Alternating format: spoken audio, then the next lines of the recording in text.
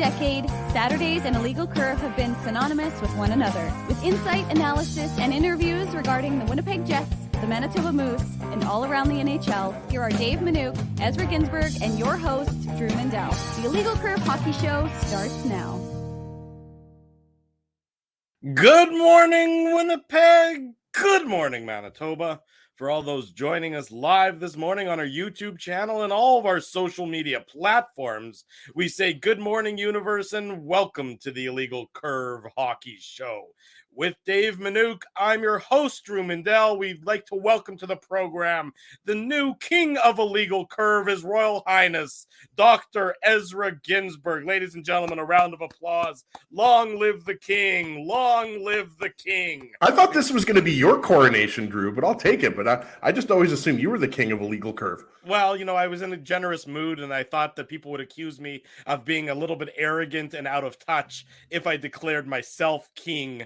So I thought I'd pass on the honors to you. It's like that Twitter feed that's making random people premier for a day. I've been premier for a day. Dave's been premier for a day. Ezzy, I don't know if you've reached that status, but at least you can now be king of Illegal Curve, at least for the next couple of hours. Yeah, no, I appreciate that. Isn't King Charles like also the oldest person to ever become a monarch? Like, isn't he like, I don't know how old he is, but he's something like in his late 70s or early 80s. So obviously he's waited a long time, but thankfully this is not a show about the monarchy. It's about hockey, and we're going to talk about the Jets and Moose and Ice. But yeah, good for King Charles. I'm sure it was a massive day for the people of Britain. You didn't wake up bright and early to watch it, then I'm assuming? I didn't even know it was going on, to be honest with you. That's the answer I was hoping for. Yes, in any event, Dave is my king. That's who I bow down to. There you go. We will not talk about the monarchy too much on this show unless we are to make fun of it. And of course, if you know the name of the king or queen that's being murdered, +1. That's from The Simpsons. The dial of crime. You've selected regicide. One of my favorite go-to jokes. Dave M, good to see you on this Saturday morning. It's been a whole week since we've been back together for we have. It's actually weird. Like when you're used to doing a show every 2 or 3 days, right? Like even like when there were 3 days between Jets games, it seemed like a long time, right? So yeah, I agree with you, Drew. It's weird. Like 7 days, like it might as well be like a month. Exactly. I mean, we haven't been able to see Spency and Kim and Bailey and all of our friends that are always in the chat. We haven't been able to see them for a long time. So I hope everyone's doing well now that we're back together on this Saturday morning. Dave, good to see you, my friend. Drew, it's a good point. Actually, I was thinking about that yesterday. I was like, wow, it's crazy to think how you go throughout the season and it is show. Yeah. And then all of a sudden, as soon as we get into that off-season mode, suddenly it's once a week. It seems like it's too long in between shows. Maybe we need to bring back our NHL midweek on Wednesday nights just to make sure we're maintaining our connectivity, boys, because we shouldn't be losing that. When it takes 1 week in between shows, or hey, we could do a Moose post-game show starting tonight with Game 5 of their must-win, winner-takes-all final against the Milwaukee Admirals. Yes, we'll let you. We'll talk about the Moose later on in the show, and we'll let you keep abreast of all the details regarding the Moose. So Ezzy and I don't get divorced, but your idea about a midweek show is well appreciated, nonetheless. Let's get into the Winnipeg Jets because it was a week ago at this time, or just about maybe an hour from now, where the media availabilities, the exit interviews were underway, and for anybody who expected the exit interviews to be a non-newsworthy event, well, they were sorely mistaken, as the players went after Rick Bowness. And Rick Bowness didn't really back down too much after he decided he was going to speak on Saturday as well. All in all, and nothing over the last week has made me change my mind. This does not seem like an organization that is all pulling in the right direction. This does not seem, the Winnipeg Jets do not seem like an organization where all is copacetic, no matter what sort of smiley face they would try and put on it after all the exit interviews. There is a lot of dirty water going on with this Winnipeg Jets team, by my estimation. And I don't know that just an off season will solve it necessarily. I'll start with you on that comment, Ezzy. Yeah, it's a little bit like the Assiniboine River right now for the Winnipeg Jets organization. If you want to talk about muddy, dirty water, right, Drew? I guess you could throw in the Red River as well, or any other river in Manitoba, because you can swim in those rivers if you want, Ezzy. That'd be fine. Yeah, I've thought about it, but I just would rather just maybe go to Pan Am Pool, or maybe Cindy Clausen or the Rady Center. But we were lucky that we were on air, boys, for a lot of those player end of season media availabilities, right? Like, we weren't on air for all of them, but we were able to, thanks to our colleagues, Mike McIntyre, Kenny Wiebe, everybody else who was down there, Marat, we were able to discuss those. And we were surprised that you heard players, saying that they weren't happy that Rick Bowness said what he said. And we were making the comments last week that, the players knew that those questions were going to come. They knew they were going to be asked about Rick Bowness's comments. And what struck me is, like, why not just downplay it? Even if you're thinking that, why are, like, for Blake Wheeler, for example, like, why not just downplay it and not say anything? But then you give fuel for, people like Elliot Friedman and Pierre LeBrun and insiders to talk about this for days after. Now it's been a week, so people are talking about it a little bit less. But, I think what happened on Sunday with Kevin Cheveldayoff's press conference, and obviously, we didn't expect Chevy to say, yep, we're going to blow it up and we're going to trade 8 guys tomorrow. I don't think, that was a surprise. But I think what was a surprise was that with Rick Bowness's comments, coupled with some of the Jets players saying that they weren't happy with Rick Bowness's comments, then Chevy essentially came up there and he said everything is fine, right? Like, if we had Shifley, if we had Morrissey, we could have won round 1. We've made the playoffs 5 of the last 6 years, on and on and on. And I think, that's what confused Jets fans even more, that you didn't really have, any type of direction or vision or even an apology coming out of Kevin Cheveldayoff. Obviously, True North came out with, the letter to fans from John Olfert after the original email, which was just a PR nightmare, right? But what's confusing, Drew, is that you're seeing mixed messaging, right? Like, are there problems in the locker room? Are there problems with leadership? It seems like, according to Rick Bowness, there are, and then players are downplaying it. And then you have Chevy coming out and saying that, basically, everything's good. We made the playoffs, and, it's hard to make the playoffs. But at this point, when you're a cap team and the goal is to win a Stanley Cup, not just make the playoffs, I think it's confusing for a lot of Jets fans what was coming out of Chevy's mouth, because he seemed to think that, it's like that GIF, right? That, everything is fine, the dog, and, everything's burning in the background, right? So I don't think that bad, guys. Like, I think people need to step back a little bit, and hopefully there's been, Dave, some, sober reflection, over a week after the Jets were eliminated from the first round by Vegas, right? But I think, it's evident that significant changes need to happen. Whatever those changes are, it's significant. You can't run it back again and, go back with the same team next year. You just have too many question marks around the core of this team. Dave, what struck me about, the last sort of week's worth of PR attempts from the players, from Rick Bowness, from management, from the corporate side of True North, is the phrase, the gang that couldn't shoot straight. Because it just seemed like there was no connectivity. There was no discipline in messaging. I mean, I can go back to my politics days, which is, a lifetime ago for me, but, message discipline is a huge is a huge necessity when you're trying to communicate with the public. And there just seemed to be absolutely no connectivity. You have that email sort of summarizing the playoffs, saying the Jets, had a lot of pushback except for that one game. And I'm like, somebody, whoever wrote that and approved that, is throwing their head coach under the bus. And then you have that letter a couple days later from John Olfert. And I'm sure John Olfert is a nice man. I'm sure he's accomplished a great deal in his career. But how many season ticket holders or ticket buying public know who the hell John Olfert is? Nobody does. So it's just odd. There's no plan of action, as far as I can see, for what this organization is trying to sell to the ticket buying public. Wi-Fi for everyone. That's right. That's what they're trying to sell, Drew. I know. No, I mean, look, I don't think you're wrong, and I think it is amazing to me that last year, if folks will recall, Mark Chipman, the letter came from Mark Chipman, right? Whereas this year it's coming from the president and COO of True North, John Olfert. Who it's coming from is less germane to me than the message that it is attempting to convey. And I mean, this message, was a standard. It seemed like standard PR, right? It didn't seem very uninteresting to me, and it didn't do a great job selling to the fans that they were getting anything other than free Wi-Fi. And to be honest with you, I was like, you're doing improvements to the building, but those improvements are going to make your organization money because you're improving the drink sales as far as the those types of environments. It's great, but that's good for you, right? That's good for your bottom line eventually. So yeah, you're making an investment. But when you did it, if you recall, when the Jets said we're going to have a better Jumbotron, we're going to have more on ice displays like they've done. That's something that fans tangibly can understand.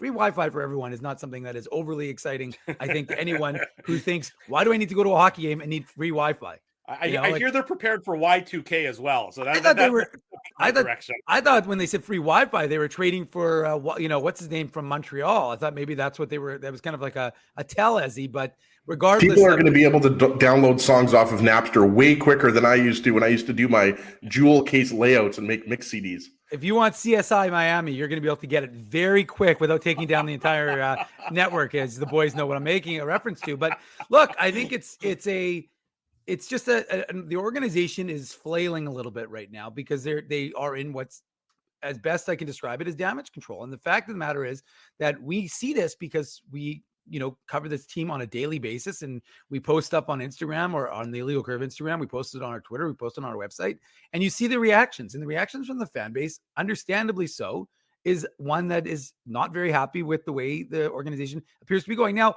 one thing I'll say, I understand the damage control that Kevin Cheveldayoff was attempting to do on Sunday, morning of last weekend, because what's he going to say? Yeah, we're going to make all these changes. He's not like the asset's already damaged. He wants to just try and get the ship into port and get it repaired a little bit, get a little time and space so he can at least say, doesn't want to depreciate every asset that's in his arsenal right now that he's going to want to try and get rid of. So he's not going to say, the room was terrible, these guys are terrible, and they stunk, and they didn't meet the expectations of our organization.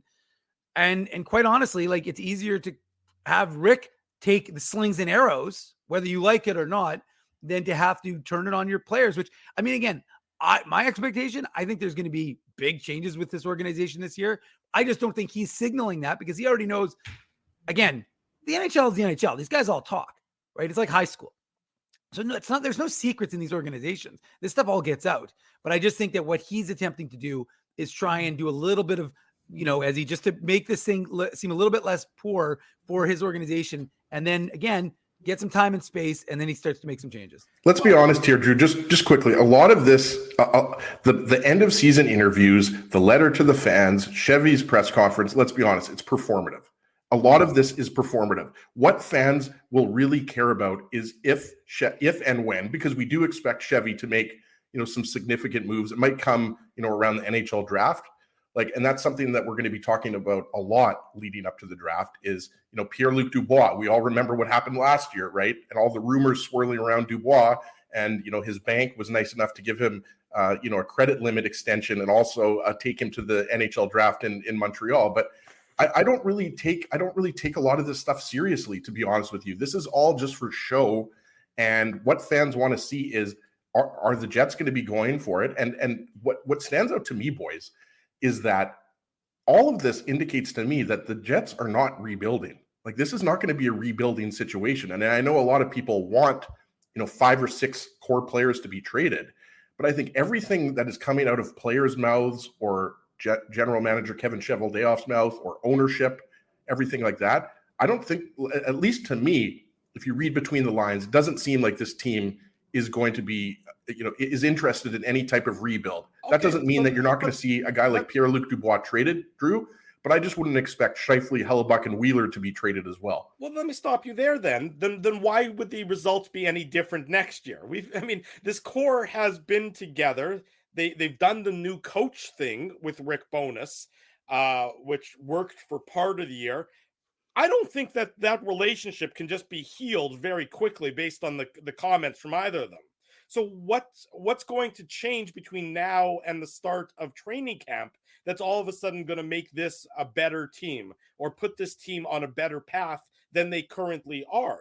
I mean, Rick Bowness made some very pointed comments. Was he wrong in his comments? No, I think they were accurate. But you know what the definition of a gaffe is speaking honestly. So he made a gaffe by speaking honestly. The players didn't like it because they're very sensitive and they can't acknowledge their effort for what it was. So I just don't know why all of a sudden this is going to be solved between now and training camp by bringing back, basically the same core group, the same coach who was obviously, his relationship with the players, in my estimation, would be poisoned to some effect. So why all of a sudden is September going to result in a big change and this team is going to be back on an upward trajectory? I just think they're kicking the can down the road some more, and I don't see any difference upcoming. Dave, you're shaking your head. Well, just because I don't think it's going to be the same team. I don't think they're running it back. I mean, running it back was okay last year. And look, it's all well and good to say, well, if you didn't lose Josh Morrissey and if you didn't lose Mark Scheifele, well, you did, and your team wasn't able to adjust and you lost. And I understand that's your top defenseman and top forward, one of your top forwards. It's not insignificant.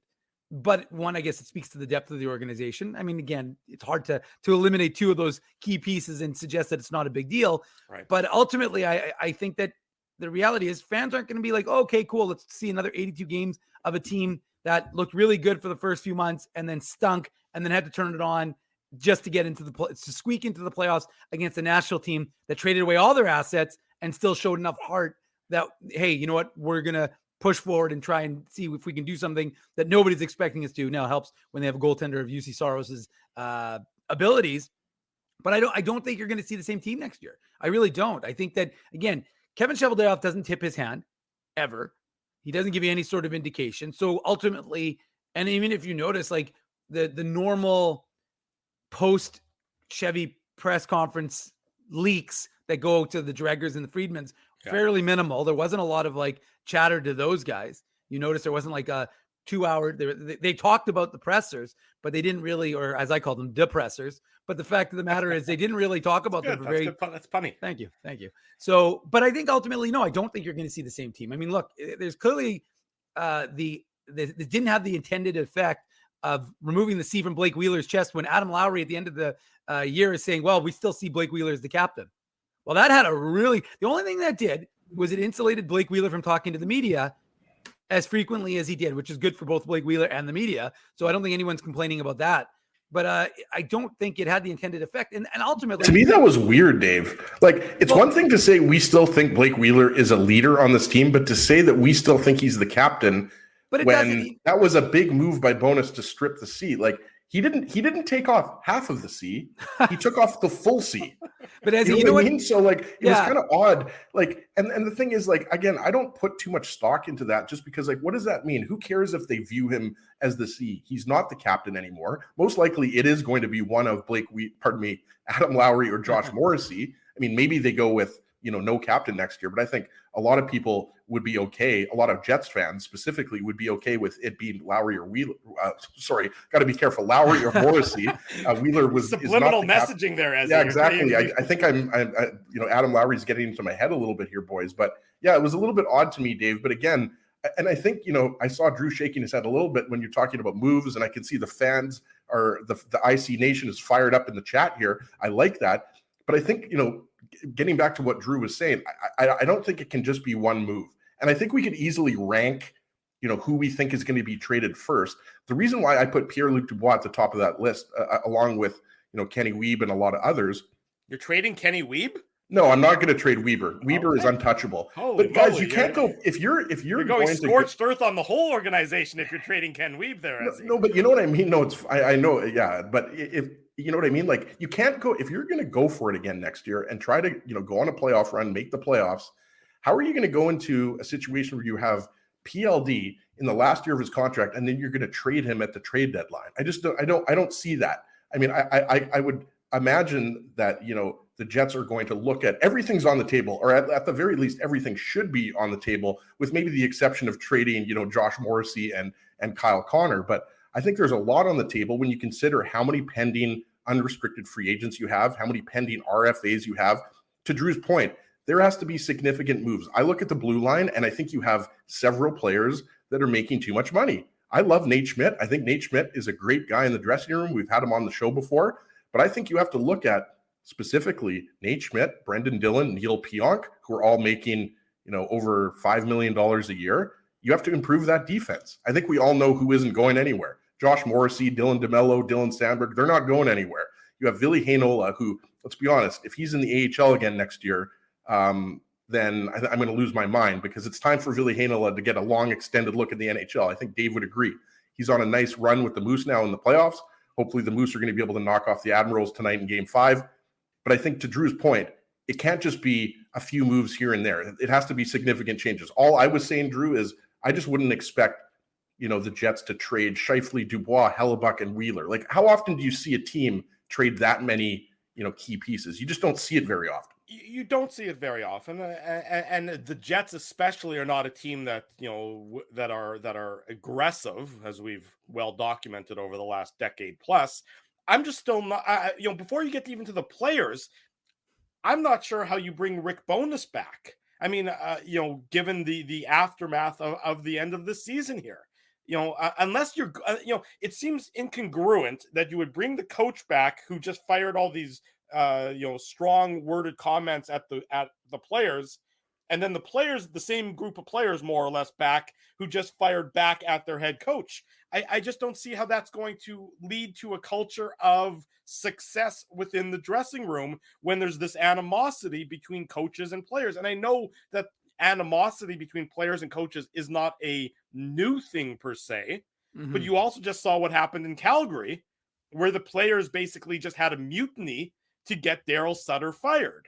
Now, I don't think that Rick Bowness and Daryl Sutter are the same person. I don't think Rick Bowness, his career and his reputation isn't that of being a curmudgeon. Rick Bowness is a hockey lifer, but he also has the respect of his players for the most part. It's a good comparison, though, Drew. I think there are some similarities to what's happening in Calgary and what's happening in Winnipeg, with the players not being on the same page as the coach. Right. Now, I don't think it's as dramatic as Calgary's was. But you mean like where half a dozen players had trade requests if he was going to stay on? That's right. Where they said, look, and then there might be a half a dozen players who have trade requests at all times, but those players basically said, this guy goes or we go. I mean, we're not listening to Daryl Sutter. He's not going to be the head coach if you want us to be on the team anymore. I don't think it's that bad here, but I also don't think that it's something that can be easily fixed with another retreat to Banff and another pledge signing, like they're joining a youth group or something. I think that there's many layers to this issue, and I don't think that, and this would be Kevin Cheveldayoff's job as the general manager, I don't think he's actually addressing them. I think he's just, kicking the can and, sniping with the media. I thought his press conference was embarrassing, and just in terms of the arrogance it displayed. You don't have to come out and, show all your cards, but a little bit of humble pie in that instance, I think, is called for, because you didn't actually accomplish anything last year, despite making the playoffs, where half the teams in the league make the playoffs. That's not getting a 50% success rate is not really what I would describe as something to plan a parade over, Dave. Except for his response to that Nikita Chibrikov question. That was a good question. Whoever asked that, very smart, very intelligent. But the fact of the matter is, Drew, that, look, this organization is in a tailspin, and it's appropriate to consider the Jets that right now that is the way things are going. And I will say the only pushback I would have on your point is that I think that there's a lot of time in the summer to heal these sorts of things. You can get past this. Look, Rick Bowness had one outburst in, 300 days of being the coach of this hockey team. He threw them under the bus maybe one other time where he didn't like the effort from the team. But for the most part, he didn't exactly throw his team under the bus too often. And he was frustrated. He blew off his team. And it's not completely I think everyone understood it. The only disappointment, I think, in Jets Nation was the idea that he walked those comments back, and he didn't really to a full degree. Like, again, I was there listening to him speak on Saturday after our show last week, and he essentially just said, I chose my words improperly, using the word disgusted. But he didn't necessarily. I mean, look. How unusual was it? Rick Bowness wasn't supposed to speak last Saturday. Right. I also thought disgusted was probably the best word that he used, because If I was the Most coaching honest. staff and if I was the players, I would be disgusted. And then For I sure. think, Dave, sorry to cut you off. I was just going Go to say, ahead. I think that's what Jets fans were the most disappointed about, that there wasn't a lot of accountability coming from the players. Absolutely. I think that, and again, like I understand that you're professionals and that you have pride and that you don't want to have to be reflective and it's raw and da, da, da, da, da. But at the end of the day, like you didn't show up, you didn't play hard enough, you didn't win the games. And look, Vegas is a good team, but those, the organization isn't wrong. Like the Jets could have won those, But the problem is, like, the only guy who really brought it was Blake Wheeler. Blake Wheeler was intense, but Blake Wheeler is, old by NHL standards. And he doesn't have, like, Blake Wheeler and Mark Stone, those guys have intensity. The problem is Mark Stone is at the age that he can bring the entire team with him on his back when he shows that level of intensity. Blake Wheeler doesn't have that sort of same ability anymore to do that. And there were too many guys who were just passengers and weren't, in it to win it the entirety of that series. And so, yeah, you fell short, but, at the end of the day, this core has been together for 5 years, and obviously Pierre-Luc Dubois is a more recent addition to the group, but ultimately they've had a lot of kicks at the can with this group. And so, look, the idea, like, sometimes the questions that get asked of players are, in my mind, idiotic. Like asking players if they're interested in a rebuild. Why are you asking them that? What player in their fucking right mind is going to say, yeah, you know what? I love it. I love it. I want to be a last place team and shooting for draft picks when you trade away 3 of the top players on this club, including Connor Hellebuyck. Like, don't ask that question. There's certain questions and certain guys will handle it better. Josh Morrissey, I thought, not in that respect, but in respect to another question, said, look, he answered it with aplomb and he just said, I'm not the GM. It's more a question for him than it is for me. But don't ask guys about rebuilds. They're not, again, we talked about this, Ezzy. We talked about this last week. It's like asking a guy about draft picks. And it's like, why does he care where the Jets finish for a guy who's not going to be on the team with him in 5 years? They don't. So don't ask a player. No player is going to say, yeah, I want to be part of a rebuild. All it ends up doing is creating this headline. The Jets are not interested in a rebuild. Well, duh. Like, no offense. It's the problem is it creates this stupid narrative that gets out there on Twitter and makes headlines, but it's stupid. It makes no sense because, of course, no player who's 25 to 30 is going to say, yes, I'd love to be part of a rebuild. I think it's a great idea. Now, if you said retool, it's a little different, right? Teams can retool. Teams can make changes. And the other thing also is, what are these guys going to say? Josh Morrissey is sitting there and he's like, he wasn't sitting beside Neil Pionk, but you're sitting beside Neil Pionk. You're like, yeah, you know what? That's great. Trade this guy. Get rid of him. Because that's what you're ultimately saying. You're ultimately saying, let's get rid of some of these guys who are on our team. No guy is going to do that. These guys all believe in loyalty. And that, just circling back quickly to finish my thought on Wheeler and the captaincy, that's why none of these guys are going to speak ill about it because they all don't want to appear disloyal. So Adam Lowry's not going to say, yeah, we still, of course he's going to say that about Blake Wheeler. You know why? Because Blake Wheeler is still part of the organization. So as a result, these guys don't want to be disloyal to the guys they go to war with every single day. The media has to ask these questions. Sorry, Drew, but like Dave said, the media has to ask these questions, but you know what the answers you're going to get. And you're absolutely right. They're blown out of proportion. And that's why I said earlier that I think a lot of this stuff is performative. What fans really want to see is action. They want to see the GM, make some moves that's going to improve this team and move them forward, as opposed to just doing nothing like essentially they did last year, with the exception of a few minor moves, right? Like bringing in Sam Gagner, signing Saku Mandalainen and Kevin Stenlund and Kyle Capobianco. That's not going to cut it this year. Fans want more than that. Well, let's bring in Jim Toth from CJOB Sports as we're going to go commercial free in hour number 1 of the Illegal Curve Hockey Show on this Saturday morning. Jimmy, good to see you, my friend. How are things? Beautiful, JT. I am great. How are you guys? No commercial free. I hope I didn't lose your sponsors. No. They're gonna. Don't worry. They're still gonna get their full share of commercials. We're just like PBS now, Jim. Space them out. It's a good telethon. to see you guys. Good to Yes, see you guys. Go back to my Shaw Cable days. We'll go hour long commercial free. Love it. That'll be great. Jim, obviously talking still about last weekend's end of season media conferences and the disconnect, between the players and management and the fan base and everything along those lines. I guess, my question to start to you would be,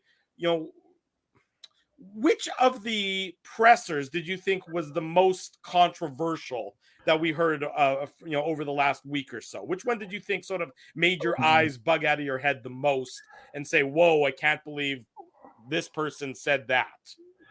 I would say Saturdays with the players by far. You guys know me, I'm not a fan. I cover the team but for the first time in a long, long time, I felt bad for the fans. I thought the players, even if they rightfully felt that way, good for you guys. I'm a big believer in saying how you feel and being truthful to yourself and all that. It was a total gong show to me. I couldn't believe that these players were taking the opportunity to sewer a coach that they like. And sort of deflecting from everything that needed to be talked about, and kind of the oxymoron of, we didn't like that he said that to the media, not to us, and blah blah blah, and yet you're sitting here saying it to us that you didn't like it, and you kind of want things kept in house, and yet I really didn't think Rick Bowness deserved that, and I rolled this around in my head a lot, guys, of the fact that just the whole idea that, look, you're embarrassed, your coach embarrassed you, and a coach should never do that.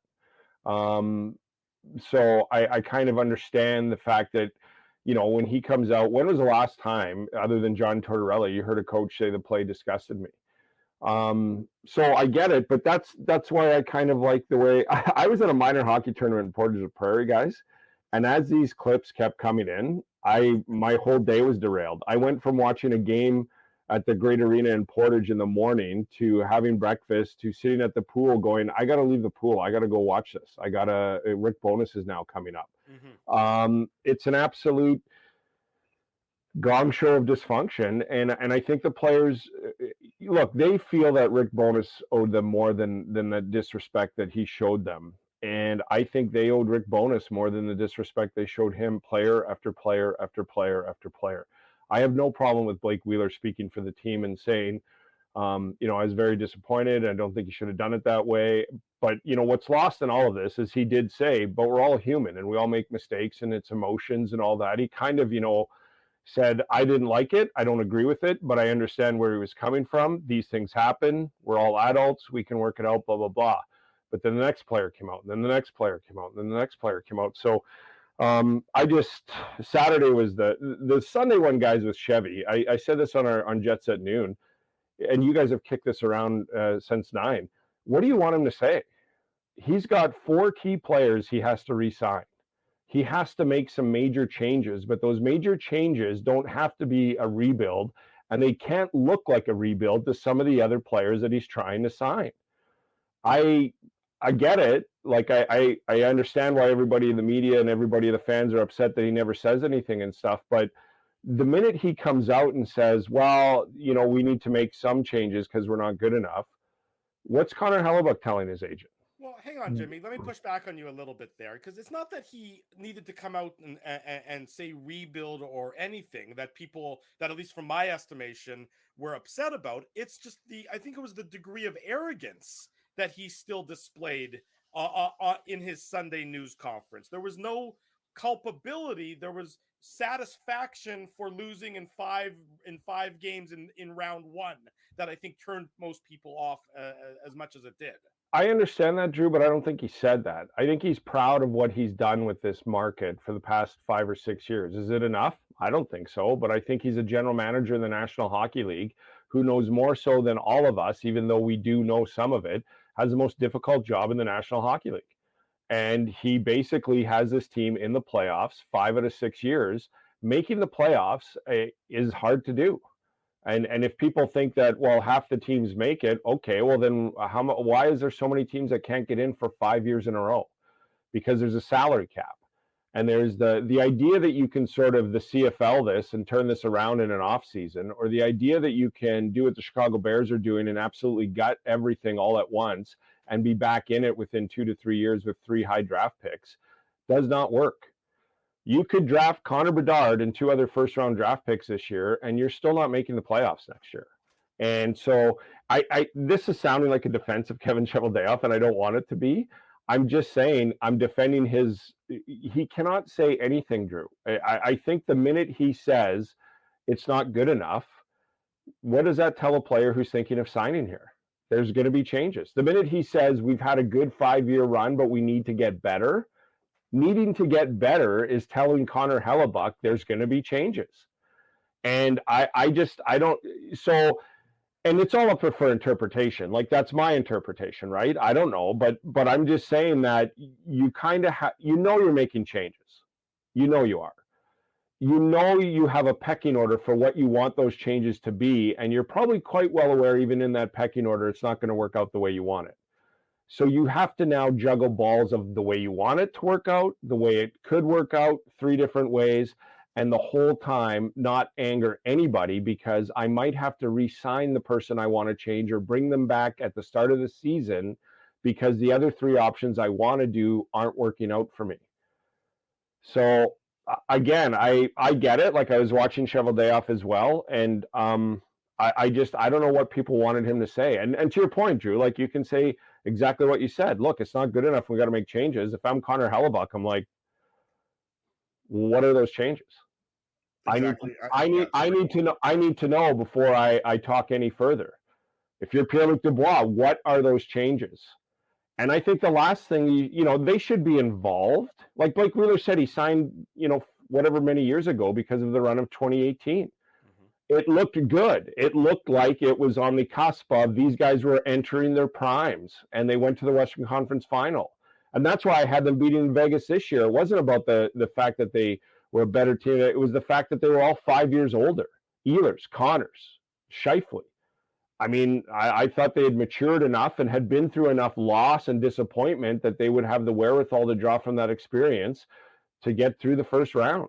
So I just, again, I ran it through my head too. And I just was like, the minute I came up with 6 scenarios that I could say to the public and to the team, and there wasn't one scenario about what I would like to do this offseason or give fans hope that didn't come out with, I bet you those 2 players don't like hearing that. Jim, I agree with you 100% I don't think Chevy really could have said anything that would have satisfied most Jets fans. Put it that way. And I think, but he should, I get what you guys are saying and the fans. You would like to hear that first round playoffs isn't good enough. And what you heard was first round playoffs are an accomplishment. Mm-hmm. And this is how Chevy speaks, right? It's not an accomplishment. There's a ton of teams that would love to make the first round and have been trying for 4, 5, 6 years in a row now. Buffalo stands out in my mind. They would. I mean, Toronto won the first round, and I thought they were going to have a parade. The way Keefe on the bench was going crazy, and the players, I thought people were crying. I thought babies were being named after Tavares. He's not wrong. It's not easy. And to do it this many years in a row, the problem has always been with me and most of the fans, I think, is the reason there's this fever and this passion and this anger around the Jets is they should be better. And I know people are going to say to me, paper doesn't mean blah, blah, blah. And I understand that. But you look on paper, this team should be better. And that's why I went with them this year. I didn't went with them winning the cup, but with the way the West was and wide open, I thought they could dance with 3 teams, including Vegas, and take them out. And I thought they could go toe-to-toe with the other 3. And they had just about as shot as anybody else. And they failed. And that's the other disappointing part of Saturday. Like, where is the I didn't like what Rick Bowness said. I thought that was unprofessional, and I didn't include it. But I'd also like to add, this is extremely frustrating. I think we're better than this, and we need to find ways to get over this hump. I'm not, satisfied with first round. I think that's the stuff you want to hear from the players, not the GM.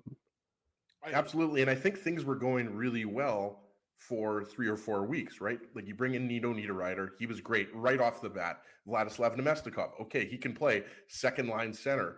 And to your point, Jim, and Dave and I, Drew picked the Golden Knights. So obviously Drew's the genius, but I don't think we were alone, right? It's not like only 3 people were picking the Jets. A lot of people thought the Jets could win. And we could sit here all day long and talk about, if Morrissey was healthy, if Scheifele was healthy, if they had Ehlers for all 5 games, right? But things were going well, and especially in that first game with the way the Jets played that shutdown defensive style in Vegas. But then everything fell apart in the next couple of games, right? And then there was that miraculous comeback in Game 3. But just getting back, I really want to ask you.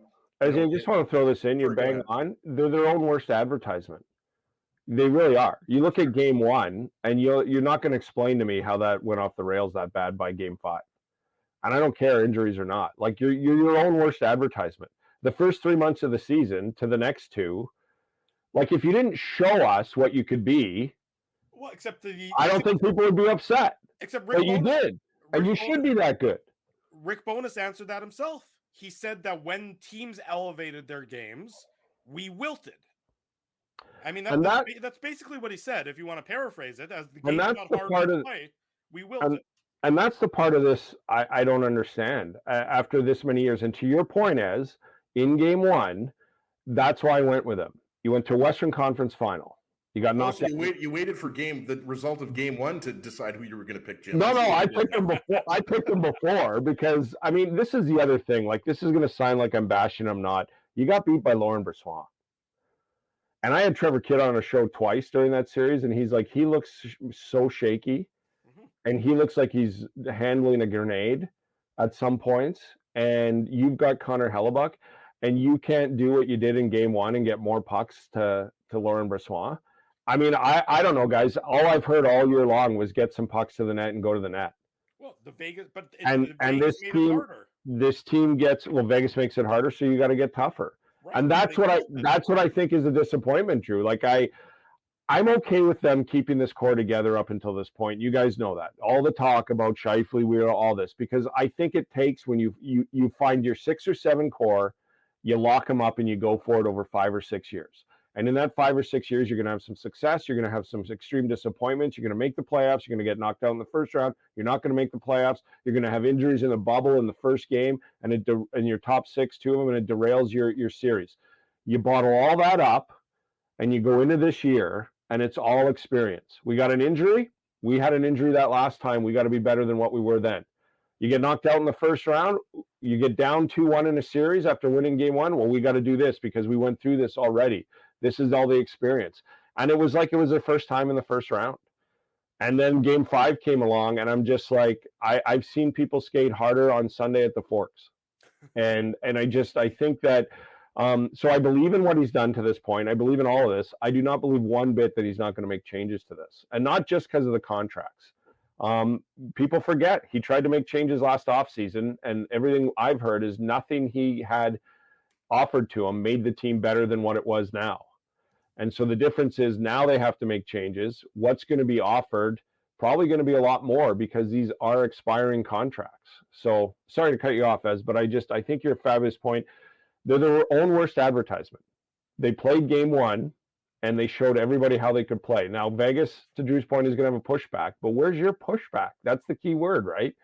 Like Kenny Weeb said with the line of the playoff series, if they'd pushed back as hard as they did on Saturday as they did in the series, they might have won an extra game or 2. Saturday morning. And that's the part of, like, I know it's easy for us and the fans to sit here and criticize guys and all that. You're in the room, Dave, once in a while and stuff. Like, it's easy to criticize from afar, and then you go in there. That's the part I can't figure out. From the players on this team that I covered in the room for 5-6 years and then from afar, I don't know how you sort of sit, like, I don't know how you sit back today and let that sit with you. I really don't. I'm an elite athlete. I can do magnificent things, and I just pulled a no-show. That's the kind of stuff. Look, I played really low-level sports, and there's not a beer leaguer who doesn't rethink the final beer league game when he's like, man, I had 7 turnovers and 4 goals against, and a month from now, and they're thinking about it. They're like, man, I can't believe I played that poorly. That's the part that I wonder about. Like, it's a cliche, but where's the pride? I'm sure the 3 of us have played lower level than your lower level of sports, by the way, Jim. Saturday morning, you're watching the Illegal Curve Hockey Show. We're live. Our guest is Jim Toth from CJOB Sports, discussing the Winnipeg Jets and their end of the season. I mean, I did play Varsity View A1 hockey when I was 16, so I just want to get that in there. But no, Jim, I got to ask you. I had the reverse, Ezzy. I went to an alumni soccer tournament for my college team about 12 years ago, and I had the tournament of our life, and we won against a bunch of 20-year-olds, and I have the regrets of I never played that good in college for 4 years, so I have that regret. Jim, you're aging like a fine wine. Aging like a fine wine. Yeah, smarter now, I guess. Yeah, veteran guile was what brought you to the championship. Jim, okay, so there's so many guys that we could possibly talk about. I mean, everybody knows when you're talking about, the pending UFAs, pending RFAs, Pierre-Luc Dubois, Mark Scheifele, Blake Wheeler, Connor Hellebuyck. And I've listened to you guys this week. You and Cam have been talking about it. And I think this ties into what we were talking about with, Chevy's press conference or Rick Bowness's press conference, the players. I don't think really anybody knows what the first shoe is going to drop. And I said this, right before you came on. I think, if some Jets fans are thinking that all four of those guys are going to be traded, then, that's absurd. You don't see, like, first off, I don't think Connor Hellebuyck is going to be traded. That's my own personal opinion. I just don't see that happening at where the Jets are at right now. You just don't see Vezina caliber goalies traded every day. I think Pierre-Luc Dubois would probably be at the top of the list, and you can chime in and let me know if you think, let us know if you think, Mark Scheifele is more likely to be traded. But just putting that aside, to me, and I've said this, and I might be a broken record here, but I look at that defense, and I think that to me would have to be up there in terms of priority. Like, I think the Jets, Josh Morrissey just had, and I think he should have been a Norris Trophy finalist, and you can throw that into your answer as well. But I think when you look at that Jets defense, for example, I'm a Devils fan, you know that, Jim. When I look at that Carolina defense with Brent Burns and Jacob Slavin, Brett Pesce, Brady Shea, Shane Gostisbehere on the third pair, like, I look at that Hurricanes defense, and it's almost like in a different class. And yes, you could argue that, you're picking one of the best top sixes in the entire NHL. But look, you can pick Boston, or you can pick even, I would take Toronto's top six with, Riley and Brody and Giordano and Liljegren, and it goes on and on and on, Luke Schenn. But I'm looking at that Jets defense, and are you not seriously considering moving a Pionk, a Schmidt, or a Dillon to free up some space there? Like Ville Heinola. When is Ville Heinola going to get a turn? I guess I'm throwing a lot at you here, Jim, but I mean, I look at this Jets defense, and like, everyone focuses on Dubois and Scheifele, but I look at that Jets defense, and to me, that has to be revamped big time as well. Well, look, you're right. And Paul Edmonds was on my show on CJB on Friday, and he brought up the point that, regardless of all the changes, everything else, there's some contracts due, and every one of those contracts gets a raise. Morgan Barron needs a contract. Morgan Barron's going to get a raise. So when you're talking about moving other pieces to free up some space in the cap, I agree with you. Brendan Dillon's a sought-after guy, man. I mean, that's the one name that I know that teams keep calling about. And I thought Brendan Dillon had a fabulous season. I thought he had an outstanding playoff. I really did. I thought he came to the forefront and stepped up when Josh Morrissey went down with some minutes, but he was the physical type of, like, playoff time is Brendan Dillon hockey, right? That's why you have him on the team and you need him. But so, guys, I don't know about Hellebuyck. As shocking as some of the comments were, he spoke like a man who's done. And the reason I say that here, not that he wants to be, Connor Hellebuyck loves it here. He's like Dustin Byfuglien. He likes fishing, he likes hunting, likes the city, likes the passion. Every time he's a star, he's got his little wrestling movie comes out. Like, he likes Winnipeg. I know that. I think he would resign here. But he spoke to me like a guy, and I'll reference the Patrik Laine deal. I think they've had discussions. And I think Connor Hellebuyck's camp has said, I'd be open to it, and here's the number. And it's not a number that fits. And I think probably 10 million, right? And I would think 10. I would think 9.5 to 10. And personally, I'm a guy who I don't think you can do that with your goaltending. I think your goaltending total all in has to cost you $8, maybe $9 million. Speaking of the Carolina Hurricanes, right? Carolina Hurricanes, the Boston Bruins, look at the $10 million goalies like Sergei Bobrovsky. He's having a run now, but they've had their hands tied with that, and going forward are going to. Vasilevsky deserves it. There's not a goalie in the league that doesn't deserve it more than him, but it's costing them depth right now, right? Because it's not his contract so much as other guys came up, Sergachev and all these other guys that they locked up, and now your idea of having a Coleman or a Nick Paul, I know they locked up Nick Paul and stuff, but making those deals of coming in, your room's run out on those. And so now you're good for him, and he deserves it. Mikey Eyssimont is now your 2-year deal, because that's all the room they have left, right? Would they like to go get another veteran? Of course they would. They got to go with Eyssimont. And not that that's bad, but it's not the usual Tampa Bay thing because they're goaltending. So, but I think the same thing happened with Patrik Laine. I know a lot was made if he wanted to be on the number one line.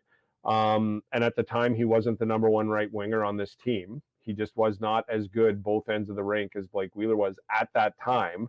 But I just kept thinking to myself, man, if you would just wait, you will be the number one right winger probably a year ago.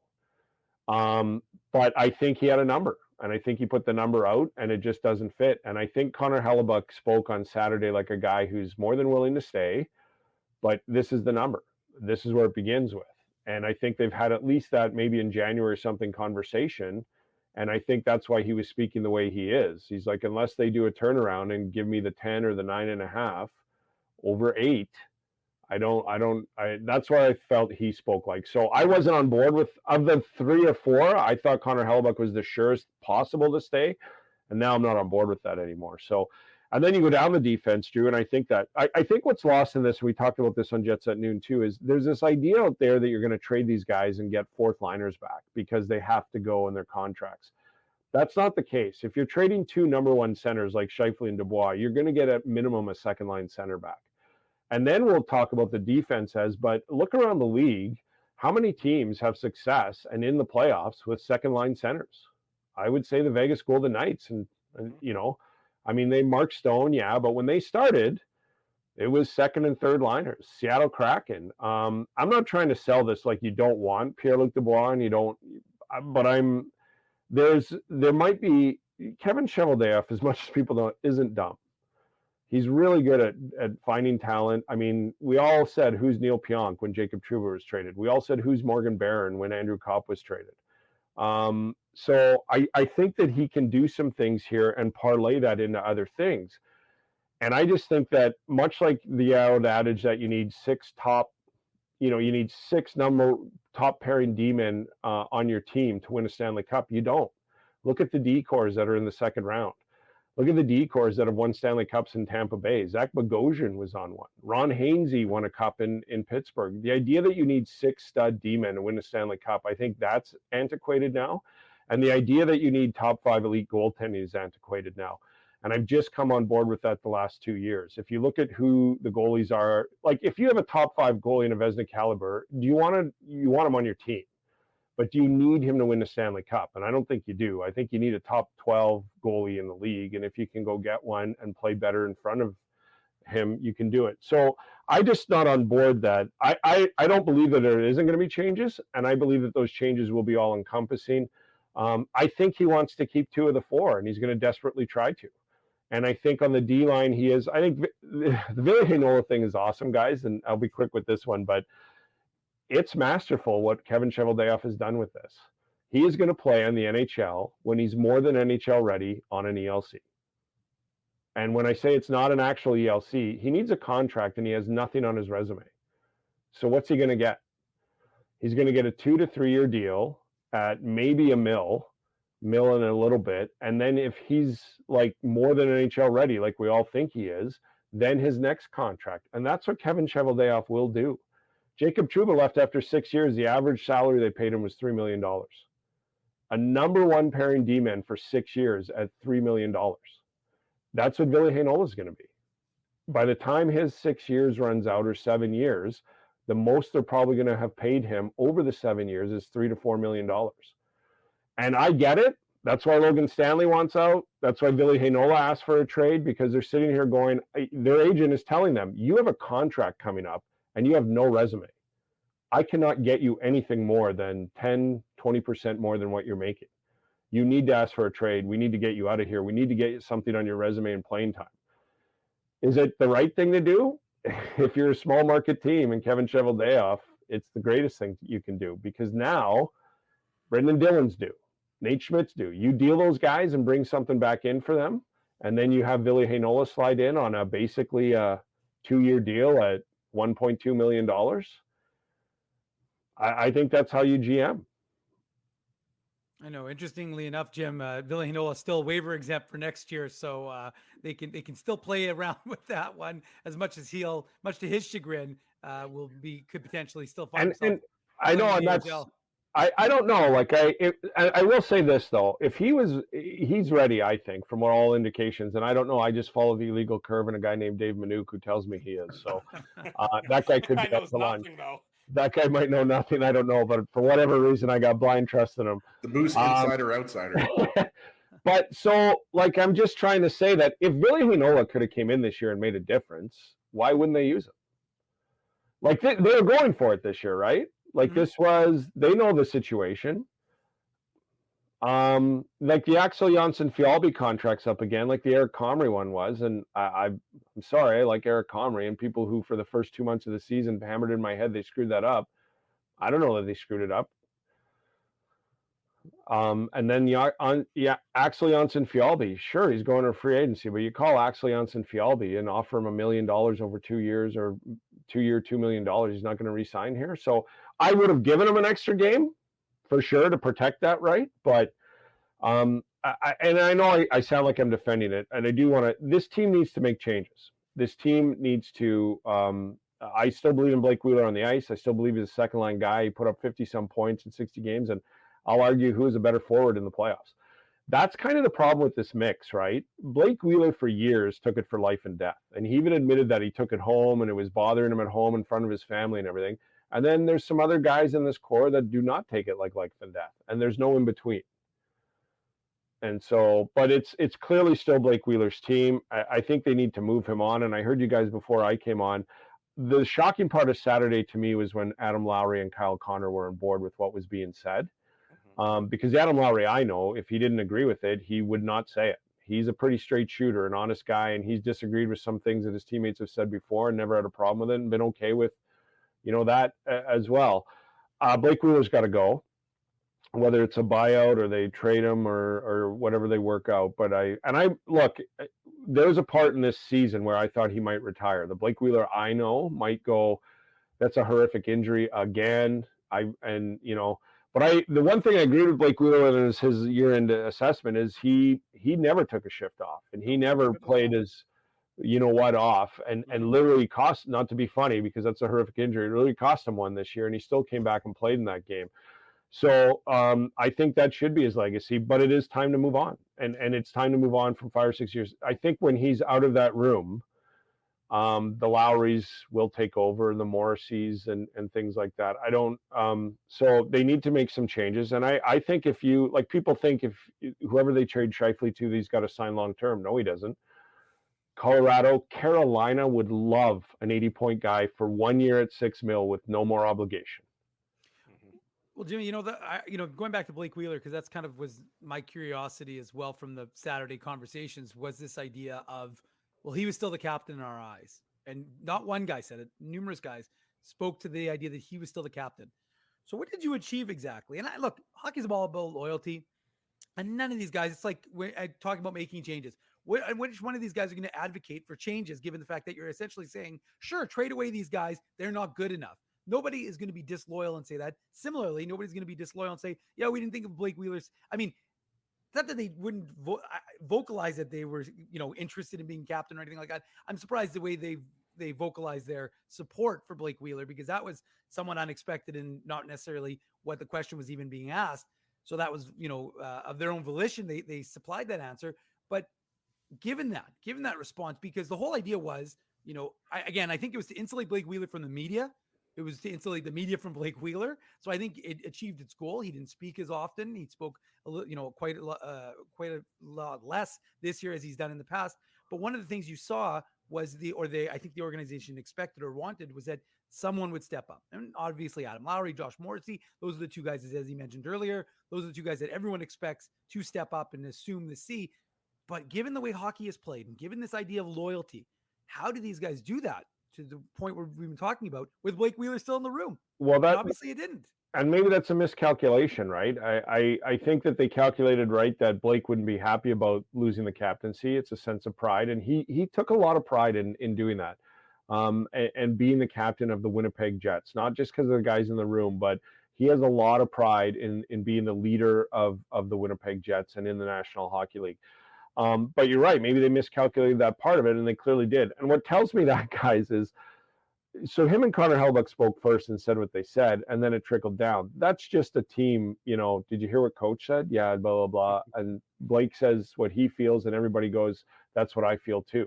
And it's not Blake telling them this is what we should do and this is what we feel in my point. It's just he's Blake Wheeler. And that's what he means to this team. And so when he goes, I didn't like that, a lot of other guys go, I didn't like that. Next year, if he's not around and somebody goes, I didn't like that, it's that atmosphere of somebody goes, I didn't mind it. I just don't know if, like, because they respect him. And that's what's lost in this, right? Is fans don't, and I'm not in that room, but fans don't get that they like each other.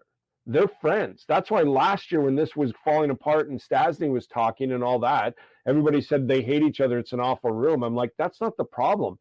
The problem is they're not happy with each other and they do like each other. Otherwise, it would be holding each other more accountable. There's a very big difference there, right, Jim? They're all friends. They're all like this whole idea of, hey, Mark, can you back check? Yeah, sorry, I should have picked them up. Okay, are we going for lunch? Yeah, let's go for lunch. Because they like each other. It's the idea of, hey, Mark, can you back check? Yeah, I will. No, well, you better, and I'll see you tomorrow. And like they like each other too much. They're friends. It's not they hate each other. It's that, like any people that like each other, when you disagree, you sort of soften a little bit on your pushback and towards each other. So I do think he does have to go, but I do think that one point his jersey will be in the rafters for all he's done over 12 years for this team. But I think they misunderstood how, and I don't think Blake was like, even on the ice a lot of times, guys, I saw there's a couple times games I was at that something was going on with the ref.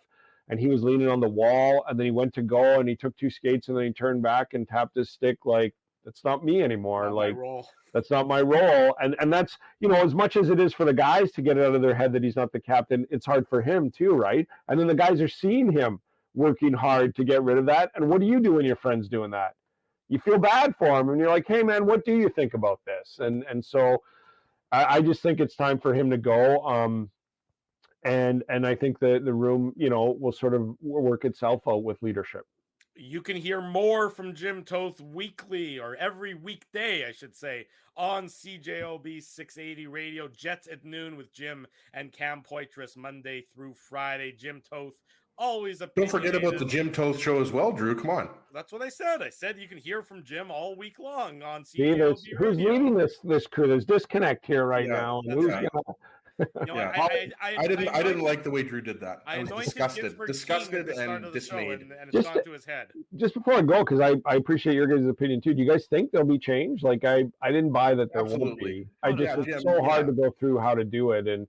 But I think that even Connor Hellebuyck on a 1-year deal at $6 million, what team wouldn't? There's teams like Boston that'll, we have Swayman. He's the future. If we could have a bona fide Vezina caliber for 1 year and then hand it to Swayman and have them both.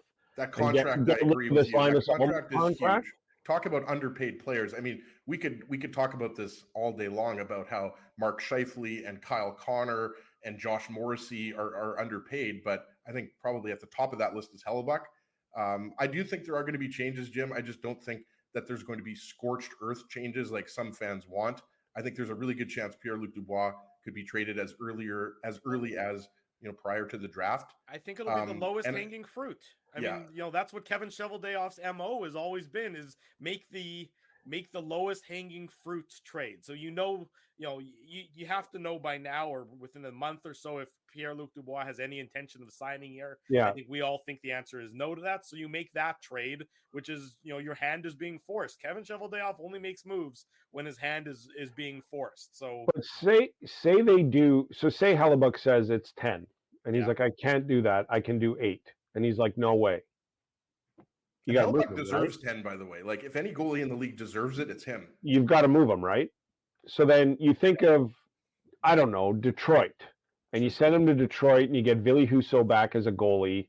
You get a second-line guy back and a pick. And then you look at Dubois and go, yes or no? Like, that's the guy I would. At that age, I would go, do you want 9.5?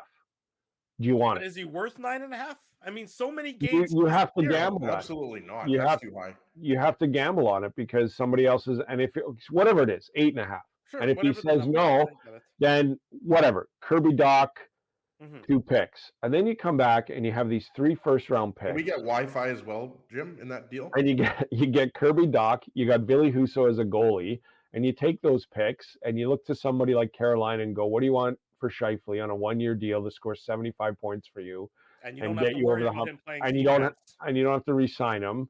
And Ron Brindamore will rip his shirt off, and Mark will play defense because he's like, holy cow, this guy's going to beat the wheels off me. Or he won't, and all the line mates and everyone around him will compensate for him. Right. Whatever. And the other thing is there's a guy named Paul Stastny there who might kibosh this deal and go, I wouldn't, whatever, I would invest in a guy.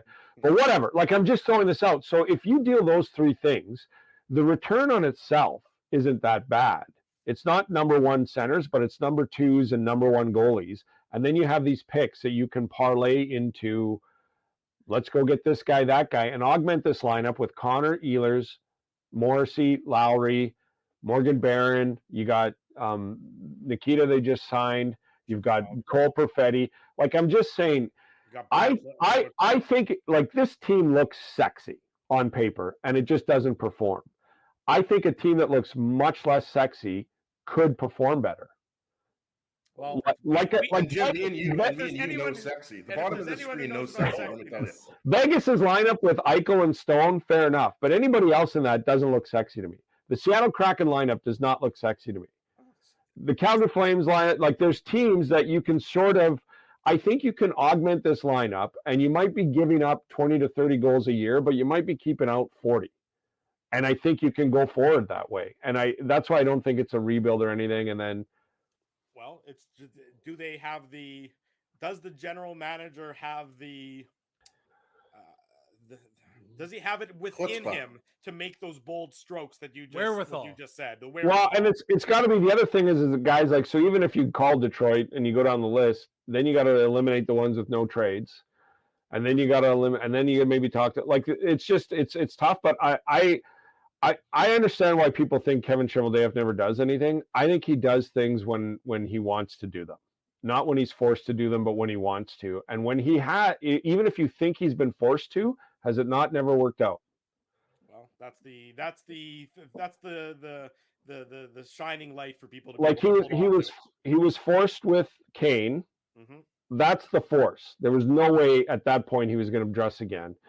He wasn't forced with Laine, but his hand was being pushed, and he did okay.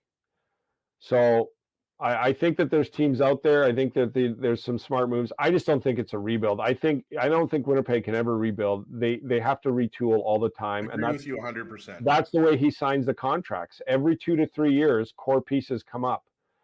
And the next 2 to 3 years are going to be Ehlers and Connor and Morrissey's here for another 5, but Lowry and stuff like that. And then by then you have your Perfettis, your Hector McGorrys, your Chaz Lucius. It's a 3-year window, and I think he does that very well. But I agree with you and most of the fans that it's time for a change. I think he will change it. I said this last week on the show. I think this market will pay money and buy those 3,000 tickets to watch the Nito Niederreiters and the Adam Lowrys work their ass off every night, as opposed to spend more money and hope that high-end caliber skilled players decide to show up or not. I agree with that. Jim Toth, CJOB Sports. Jimmy, thank you, buddy. Appreciate you joining us this listening. Morning. Our pleasure. Thank you for serenading us with your opinions this morning. It's always appreciated. Thanks, Jim. We owe you some pops on a patio. We're going to hit it up real soon, and we're going to show off those guns on the patio. I've worked for less, so I look forward to it. Have a good show, guys. Thanks, Jimmy. There he goes, Jim Toth joining us this morning. Before we go to break, we want to make mention of the 49th annual Rady JCC Sports Dinner coming up June 19th. Eddie the Eagle. 2023. Ed Belfour, Chris Chelios, Jeremy Roenick, all in conversation. 3 legendary members of the Chicago Blackhawks will be here in Winnipeg. Is Mike Keenan going to be in Winnipeg as well? I'm not sure. Mike Keenan's just coming to cross-check you and make sure you don't get anywhere near the stage if he is as well. But yes, some legendary members of the Chicago Blackhawks in town, June 19th. Tickets available, radyjcc.com. And for more information at radyjcc.com. Big thanks to the Rady JCC Sports Dinner for their sponsorship here on the Illegal Curve Hockey Show. When we come back, much more Jets talk. We got Brian Munns talking about the Western Hockey League championship bound Winnipeg Ice at the bottom of the hour. Don't go anywhere Saturday morning. It's the Illegal Curve Hockey Show live on YouTube and all of our social media platforms. Keeping Winnipeg laughing for over 30 years.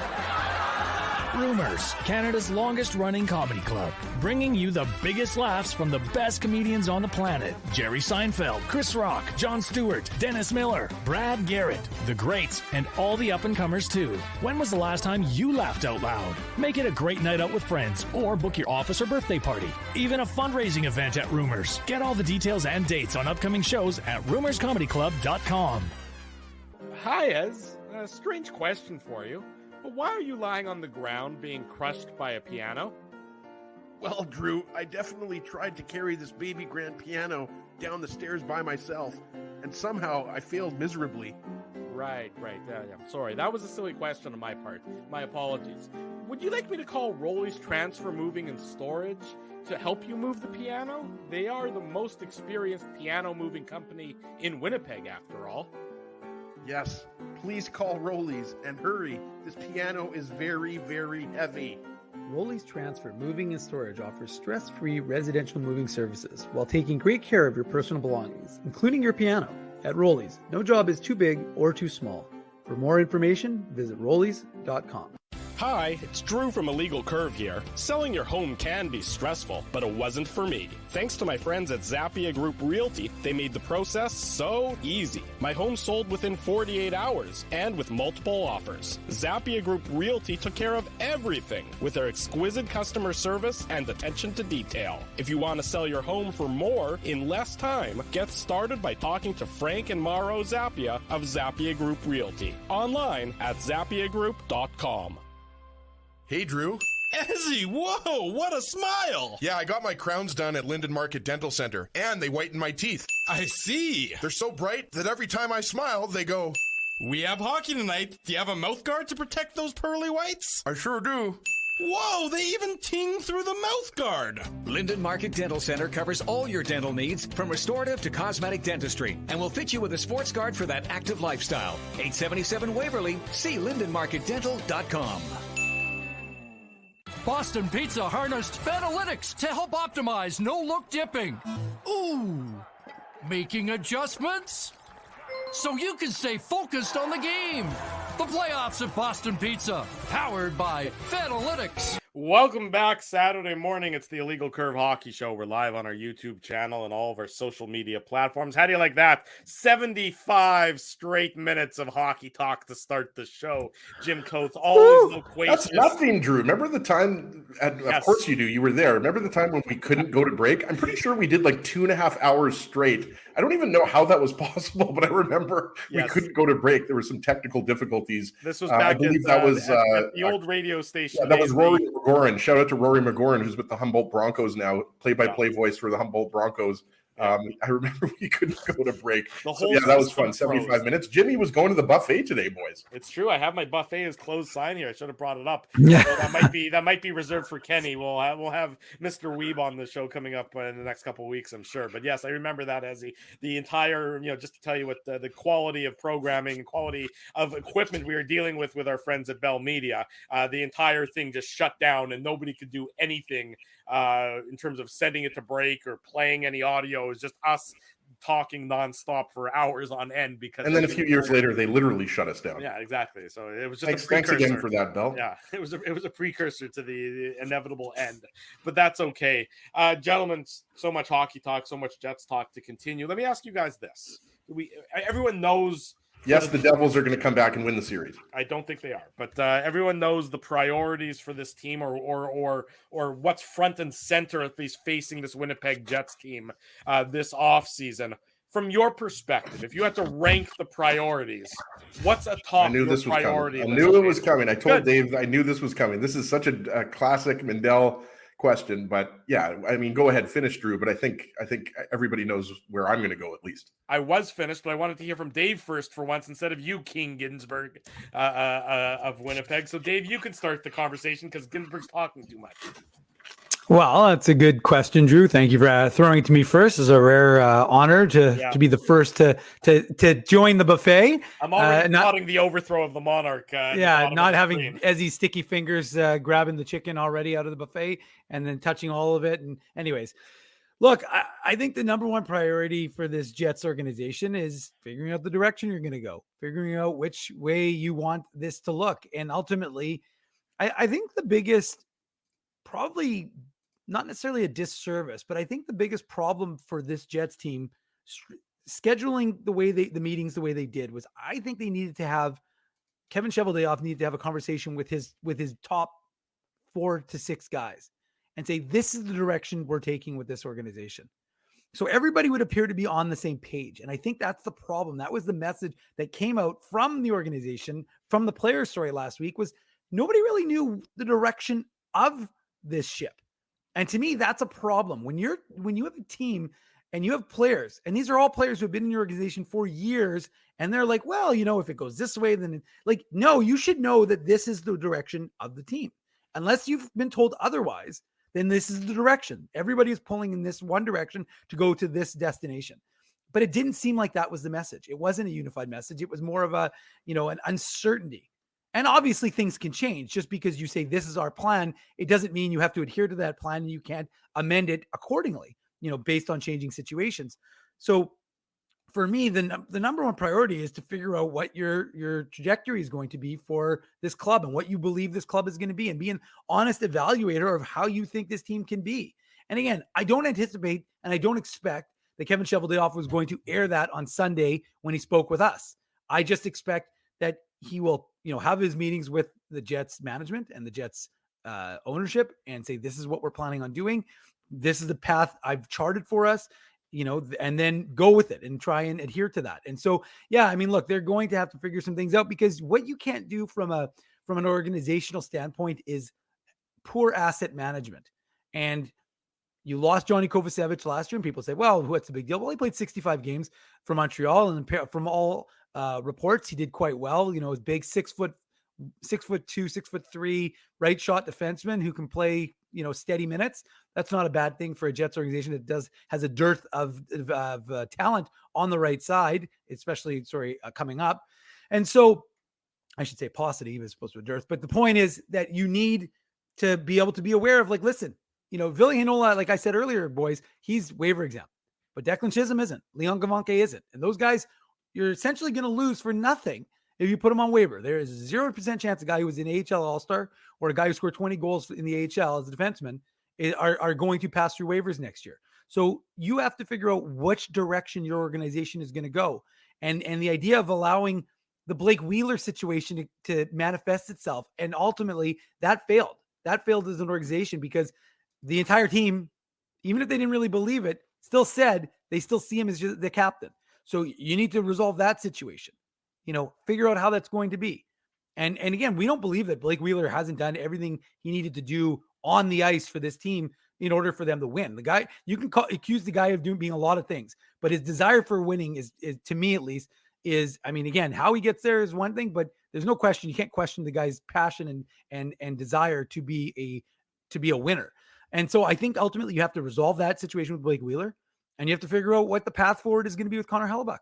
Because ultimately, look, Dominic DiVincentis, who is, ripping it up in the OHL, his North Bay Battalions won Game 5 yesterday over the Peterborough Petes, so they're potentially going to be in the OHL Championship if they can win Game 6. He looks OHL Goaltender of the Year last week. He looks really good, but he's a ways away from being a ways away. He's not in the NHL anytime soon. So the fact of the matter is, you need to figure out what your goaltending plan is going to be, because you don't have a tremendous amount of depth in that position. And you're sure you can acquire guys, of course, but you're not going to acquire someone and have that plus the same D-core. Because you're right, I'm with you. I think that if you could improve this D-core and do that through maybe, changing some of your forward depth, you're going to have to do that. But ultimately, to me, if you're going to say, what's your top priority?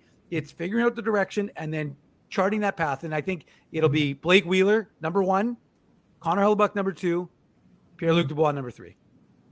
That's who you think is going in that order you expect to be traded, Dave? Not traded necessarily, but resolved in some capacity. So you're going to figure out that situation. I think Blake Wheeler, you're going to figure out what your path with him is going to be, whether you're going to do a buyout, because if you buy him out, you're going to free up some money for next year. So it'll be an opportunity there to have money to use elsewhere, boys.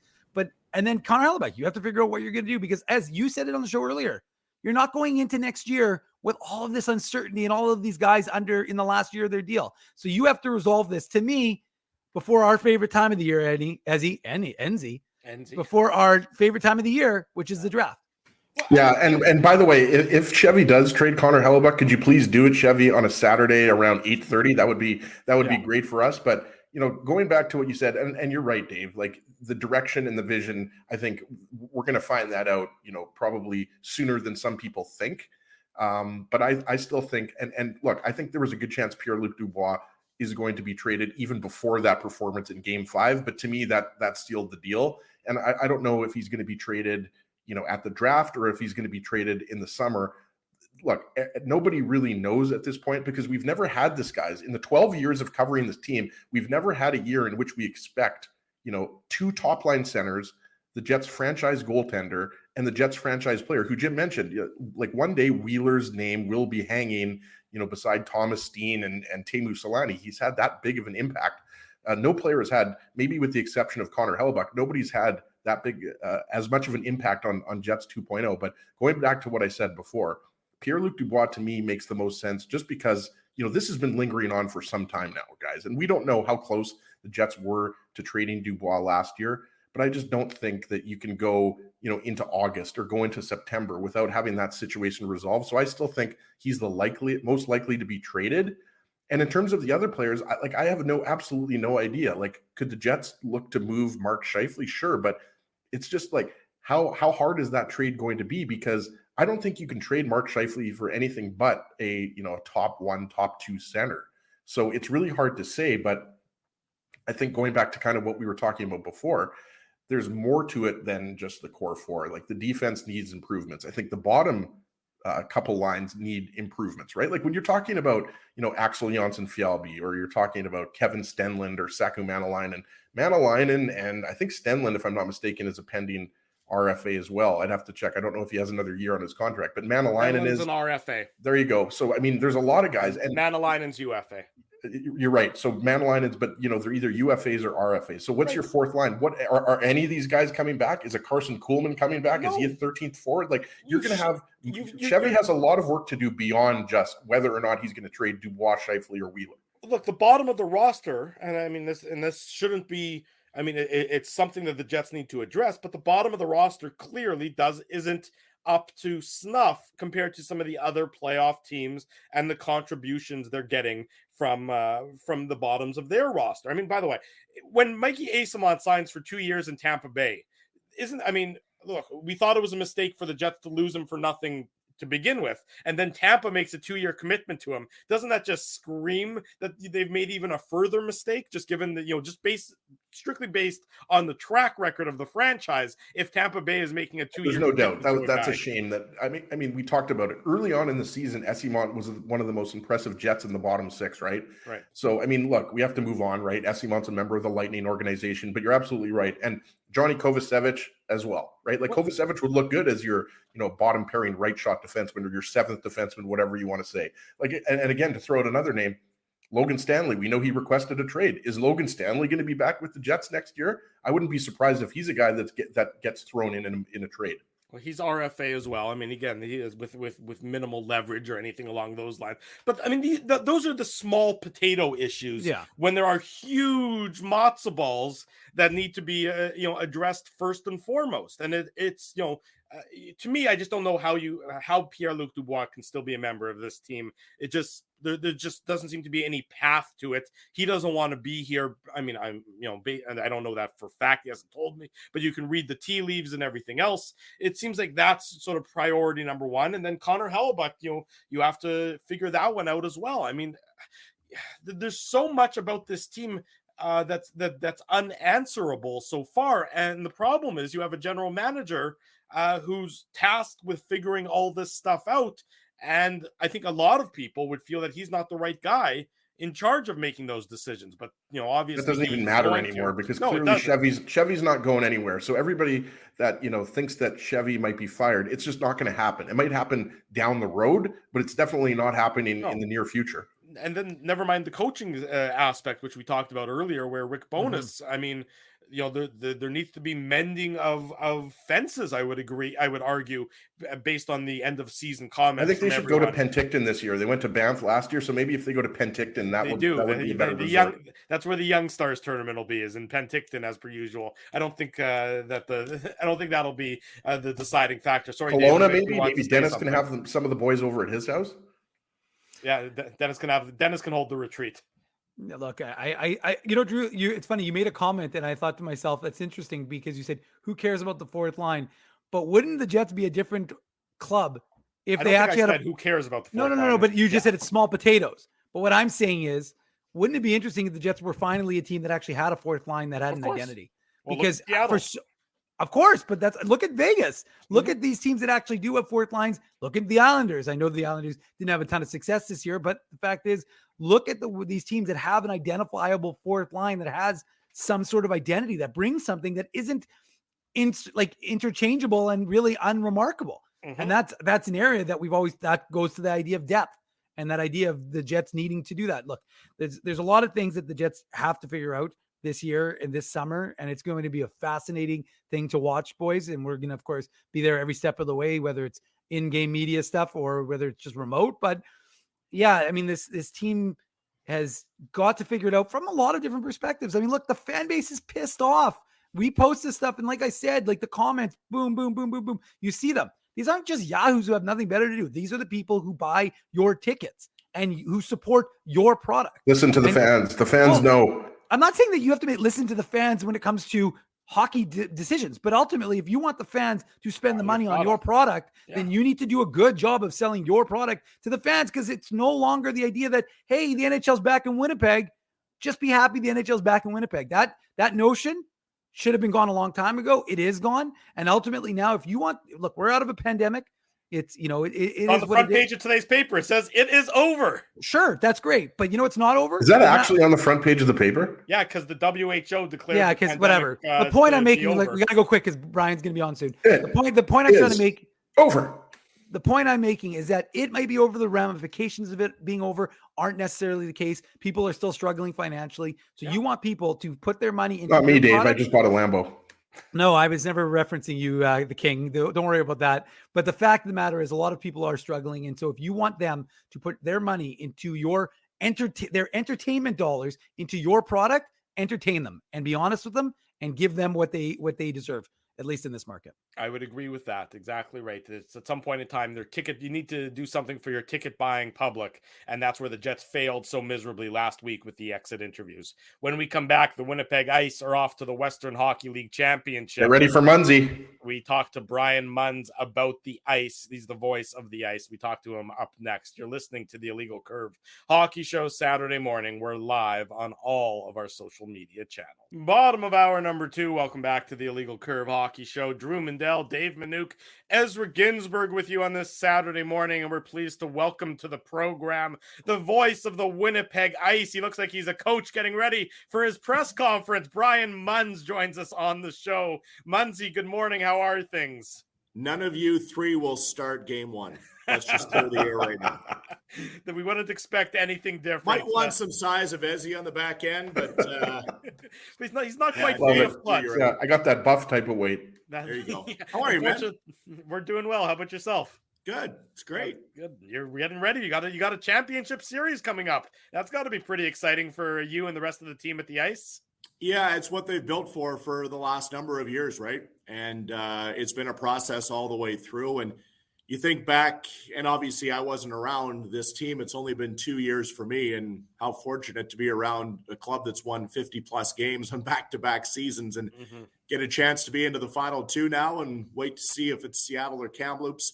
But, yeah, it's been a ton of fun, great group of kids. Obviously, the coaching staff and management have put something special here together in Winnipeg, and I know the city's excited about game 1 and 2 coming up this weekend. So it's a great time of the year. Yeah, so a big gap. Obviously, the Ice took care of Saskatoon in 4 straight. Really a dominant, dominant effort in winning those 4 games.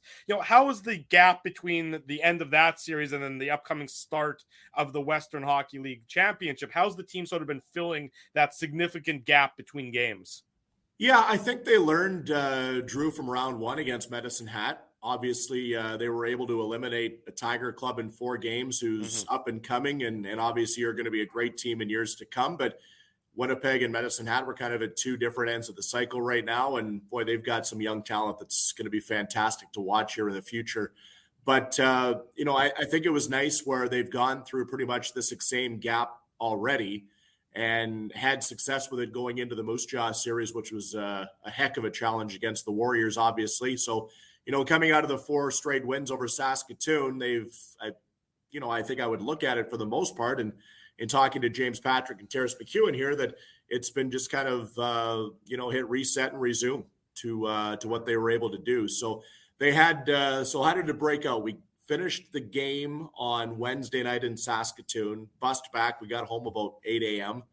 I think it was right around 8 o'clock in the morning. We traveled through the night, obviously. They had Thursday and Friday off where you could just kind of get yourself away from hockey a little bit. And they're on the ice of practice here as we speak right now. That's why you're stuck with me and not one of the players. We're happy to have you on, Lindsay. There you go.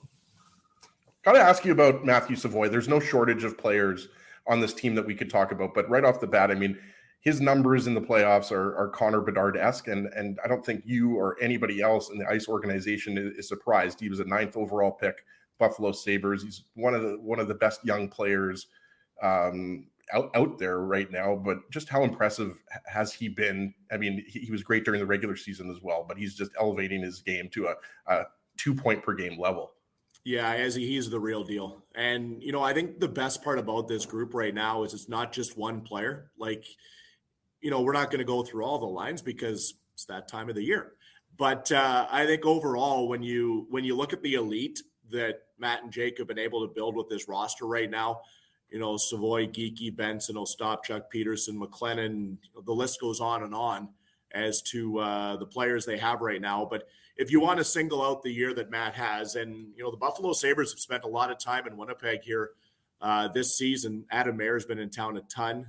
They've had some other pro scouts that have spent a lot of time involved in their player development as well. And it's the same as Arizona with Connor Geekie. The Ottawa Senators have been around for Zach Ostapchuk, obviously, and Carson Latimer. We've seen, some of the Minnesota guys. Matt Hedricks, the former Jet, spent a ton of time here around Carson Lambos. So it's been intriguing to watch. And I guess the cool part for me, and this isn't about me, but I've seen, the NHL level, and I've seen the American League. So I've kind of seen what is coming up for these guys. So to watch it kind of now from the ground up, it's really cool. And being, a member of the organization, I'm the guy that sets all this stuff up for them. So I see kind of what they're going through behind the scenes compared to just kind of waiting on the outside for a player to come out for an interview. And where I'm going with this is to watch Matthew and Connor and Carson and all these guys develop both on and off the ice, right? Because there's a ton of stuff that goes on with these players, especially at this age. Like, we've got to all remember, these are 16 to 20-year-old players, right? Like, when we look at the Moose or the Jets or whatever pro organization you're a favorite fan of, all of those players, by the time you see them, have gone through this already. Where now and they're managing school and college studies and all that kind of thing. So it's been really neat. But yeah, Matt's brought his game to just the next level. I think once World Juniors came to an end and he wasn't involved in that program for this year, we haven't talked a lot about it, but I think it's fair to say that he wanted to prove everybody. And hey, let's be honest, Canada won, so you can't critique what they did. We probably had 3 teams.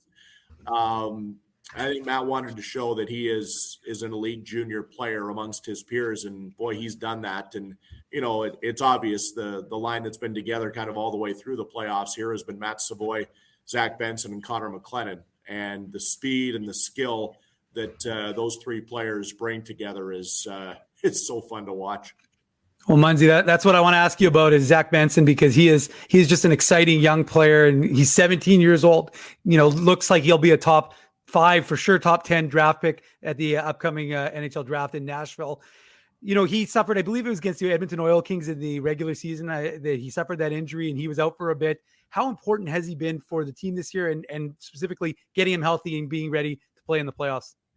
Yeah, he's special. right? Like everyone obviously, and rightfully so, talks about what Connor Bedard did this year with Regina, the points that he put up, what he did on the international stage. But Zach Benson's expected to be the next Western Hockey League player behind Bedard go this summer in Nashville for the draft. So he does it all, right? Like, first of all, and much like Savoy and Geeky and Lambos and all these guys, like he lives and breathes the game.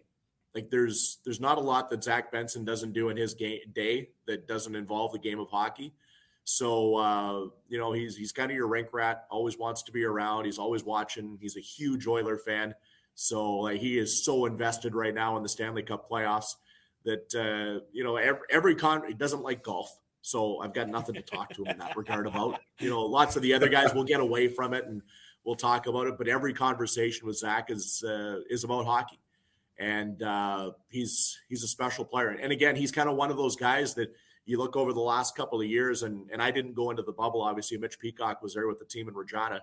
But, to watch Zach as a second-year guy, but really getting his first full taste of the WHL and what everything includes off ice to live this schedule that we do, right? Because let's not forget about that. Brandon's the closest team, 2.5 hours that way, and then everywhere else you've got a 5-6 hour bus trip at minimum to get to Regina and beyond. So, to watch Zach kind of learn to manage his schedule and the extracurricular, all the other media attention, like the stuff these guys get now blows my mind. Like it's amazing how, and I get it because, look what you guys are doing and everybody right now, kind of since the pandemic changed the media world, everybody wants a piece of these players. So for them to manage their schedule and still stay focused on exactly what the task is, and that's on the ice right now in practice, gearing up for game one against the T-Birds or Blazers on Friday night, that it's quite something special to see. And he's a great kid. We're going to watch downtown for a lot of years, whatever jersey he's wearing for sure. You mentioned the upcoming opponent. Brian Munn's our guest on the Illegal Curve Hockey Show, talking about the Winnipeg Ice. The upcoming opponent could be determined as early as tonight, Seattle or Kamloops. The Ice played both teams once in the regular season, if I'm not mistaken. Correct me if I'm wrong, Brian. Yeah. But, how does that sort of unfamiliarity, factor into sort of the preparation for the upcoming series? Seattle up 3-1. Seems likely it's going to be Seattle, given that they were sort of neck and neck with the Ice all season long for superiority in the Western Hockey League. But the lack of familiarity between the teams, how does that sort of play into preparation? Well, I guess it's even, right? Because both teams have only seen each other once, but you guys know, and in today's world, there's no secrets anymore, right? Like it's not like the old days where you're trying to find tape or you've got a couple of guys bird dogging as janitors in the arena, watching the skates and trying to figure out what practice and the lines are and all that kind of stuff. These coaches nowadays at this level do the exact same thing as what they do in the American League or the NHL, and the hours of video already that they're pouring over. And they've got scouts, they've got people that do give them some insight as well. But you can watch every game on WHL Live now, and I know like we were all glued to Game 4 when we got back home, because we knew we were having an opportunity to play now in the league final as an organization. And Drew, you mentioned the game coming up here tonight. I think everybody around the team knows what they're doing this evening. So, and the other part about it too is all the players know each other now, right? Mm-hmm. Like they're all connected, whether it's a Hockey Canada event or they're growing up in the same areas, or especially if it is Seattle, and even if it is Kamloops, there's some World Junior players there. So, Lambos would have known them from last year or camp this year. Zach Ostapchuk knows these guys. So, again, there's not a lot behind the scenes that really anybody can pull that little joker card out of their back pocket and say, okay, this is what we're going to do in game one, because everybody's seen it. Everyone has seen it, but it's sort of a unique situation with Brad Lambert. given that he's spent so much of his time overseas in the last number of years and now has come back to play for Seattle, and obviously the ties to Winnipeg being a Jets draft pick, he's sort of a bit of an anomaly in how he's been able to come into the Western Hockey League, put up such impressive numbers for Seattle, if it ends up being Seattle, and then just more connectivity between Winnipeg, the Ice, the Jets, and sort of the hockey communities there. It's a unique sort of circumstance with him. Yeah, Brad, obviously, Dylan Gunther started the year with the Arizona Coyotes. Mm-hmm. He was involved with the Edmonton Oil Kings last year that eliminated Winnipeg in the Eastern Conference Championship Series. Nolan Allen is on the back end there for Seattle that we saw a lot as a member of Prince Albert.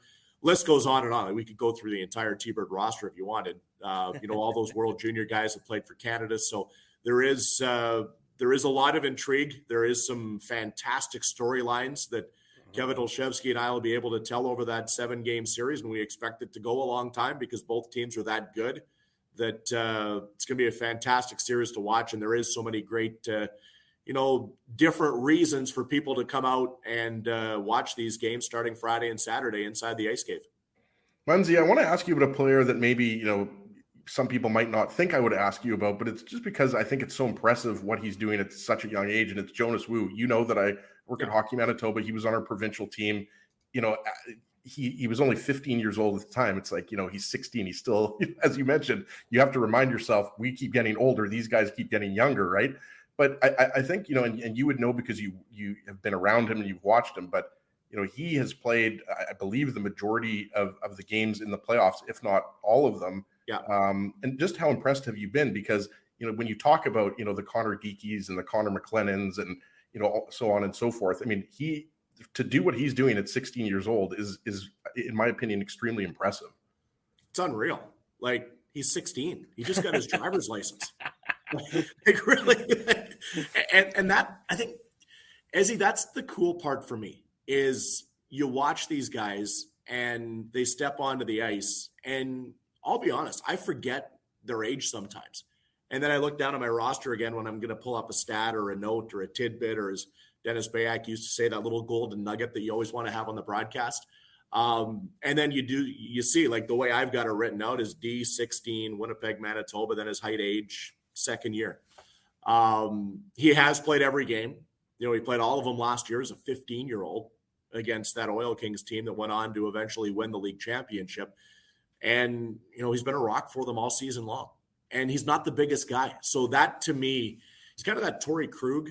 He's not as thick as Josh Morrissey, but he is a Josh Morrissey when he came in from Kelowna. Like, we all think back to the early years of the Jets when Josh was just coming in, and he's this smooth skating guy that reads the play so well. Like, that's Jonas Wu to me. He doesn't have the physical element as much, but again, he's 16 years old, and I don't think you want to put your body into that scenario unless you have to. Like, he's not afraid to do it, don't get me wrong. But, if you're comparing Jonas and Josh, like, Josh has to shut down the best players every night. And Jonas can go out, play in that 4, 5, 6 role, not look out of place, make the smart play, get back, reads the ice exceptionally well. And obviously his lineage with his dad, Larry, and his brother, Jet, helps out, obviously, with learning the game and understanding the game and working on it away from the rink itself when he's away from his teammates here. But he's special. You're right, Ezzy. And again, he's 16. He's a long way from the four of us. Here's something for you, Munzie. I'm old enough now that I can say this. I remember watching Larry play for the U of M Bisons, and he was the hockey coach. I went to Kelvin High School, proud Clipper grad. He was the coach of our high school team at Kelvin. So obviously I'm showing my age now at 40 years old, but you're right. And the star of Goon. Absolutely right. You're right. Yes. As we like to bug him about, he was the star. But Brian, I want to ask you about the job James Patrick has done as head coach of this team. I mean, you see him, behind the scenes. You see all the things he does to work with these young players. What has been the impression you've gained from working with James Patrick behind the scenes? This organization is so lucky to have him. Like, first of all, he's a Winnipeg guy, right? So he wants to be here. Like, this is something very, very special for him because he has extremely close friends and family that he's grown up with his entire life able to be at the rink and be a part of this right now. So if you look at James Patrick, the player, you look at James Patrick, the coach in the NHL, and then now you look at what he's been able to do now through 6 seasons since he joined the team when they were based in Cranbrook, known as the Kootenay Ice, from where they were. And, Matt and Jake and Jeep are kind of those 3 guys that have been there from the bottom level and bringing this thing all the way to the top and getting a chance to start the league final coming up this weekend here. So biggest thing for me, if I'm to look at him and kind of take you behind the curtain a little bit, he's extremely detailed. He is, and this is no slight to anybody that is around, but he is so passionate about the game, and to be able again to translate it to players this age, right? Like, he's older than us. So as much as we joke about our age right now and in our late 40s and getting around that 50 age, Jeep's a guy that can go into that room and bring his message as not only a hockey coach, but he's their de facto parent, during this time of the year when all these players are away from their legitimate families across the world, that, it's an open door. His office is right over there and players are in and out of there all the time. And just the way he relates and is able to communicate to these guys is something special. And I know he's having a ton of fun of it right now. And through his experience as a player, whether it was playing or in the NHL or representing Canada at different events, it's pretty neat to see what he and Terrence McEwen and Josh Green from a year ago, these guys are really like parents to these guys for hockey and life. And it's been a fun ride. Munsey, last question for you. The Ice are in sort of a unique position that if the Kamloops Blazers are able to win, then the Ice will be guaranteed to go to the to the Memorial Cup, given that Kamloops is the host team and they have the automatic berth. I've been asking this questions, I think, to our over the years a number of times. From your perspective, you've been involved in junior hockey in Canada for so many years now. Can the Memorial Cup stand on its own, that the host team doesn't necessarily need an automatic berth anymore? Can the Memorial Cup, is it have the prestige where it can be an event regardless of if the home team is automatically there or not? Yeah, I don't know, Drew. I like the format. I really do. I think it leads to the excitement for the last couple of years. Like, if you want to take it into the interior for Kamloops and Blazers hockey fans, like, you think of the rich tradition of that organization, and for them to know over the last few seasons that coming up here at the end of this month, they're going to host the national championship. They've built that team all the way through, right? Mm-hmm. And then you've got, look back at the deadline, the arms race that it was between the Ice and the T-Birds and, Saskatoon, Moose Jaw. Like, there was so much parity all the way through Portland that, everybody looks at it and says, okay, our league is hosting this year. So it goes through all 3 years, right? You've got the Ontario League, you've got the Quebec League. So every third year, your league has an exceptional opportunity to win a national championship. So I think it's great. As it moves forward, then you only have one WHL representative. But I've been to a few of these things now, and I can tell you there's nothing like that first round robin game. I've only been there as a fan, obviously, so far. The one that really stands out for me was the Kelowna Rockets in 04 or 06. Can't remember exactly. Mark Habshad was the head coach. That's why I went. It was right after our time together in Melfort. And when they stepped onto the ice, it was wow. And then the two also that I've seen in Regina, every time the Pats came out, like, you could just feel the buzz. So, I think you want the host team in it. They're down 3-1. Let's be honest. It's going to be tough for them to be able to come back and win that series. If they do, boy, that'd be a story just like Saskatoon was against Red Deer, right? And It'd be fantastic for junior hockey. So I think all in all, I like the way the format is right now, because it gives your league a chance to really create that excitement in your city for a couple of years leading into that big event that is so huge now compared to maybe what it was 10, 15 years ago. And just one thing to add to that, it's like, as you know, Munsey, the Centennial Cup next weekend in Portage, right? Yeah. Like you can make that same argument. Like if you ask anybody in Portage La Prairie, if you didn't have the Terriers there, Steinbach obviously is the MJHL champions, right? But I don't think many people are gonna have any problem with the format for the Centennial Cup either. No, and you know what? I've had a privilege of calling that thing a number of times back earlier on in my career, and it's special to have the home team, right? Because everybody gets around it, and you know, if you were to look at Portage being the host for this year, yeah, Steinbach's only 2 hours away, so Piston fans are going to go there no matter what.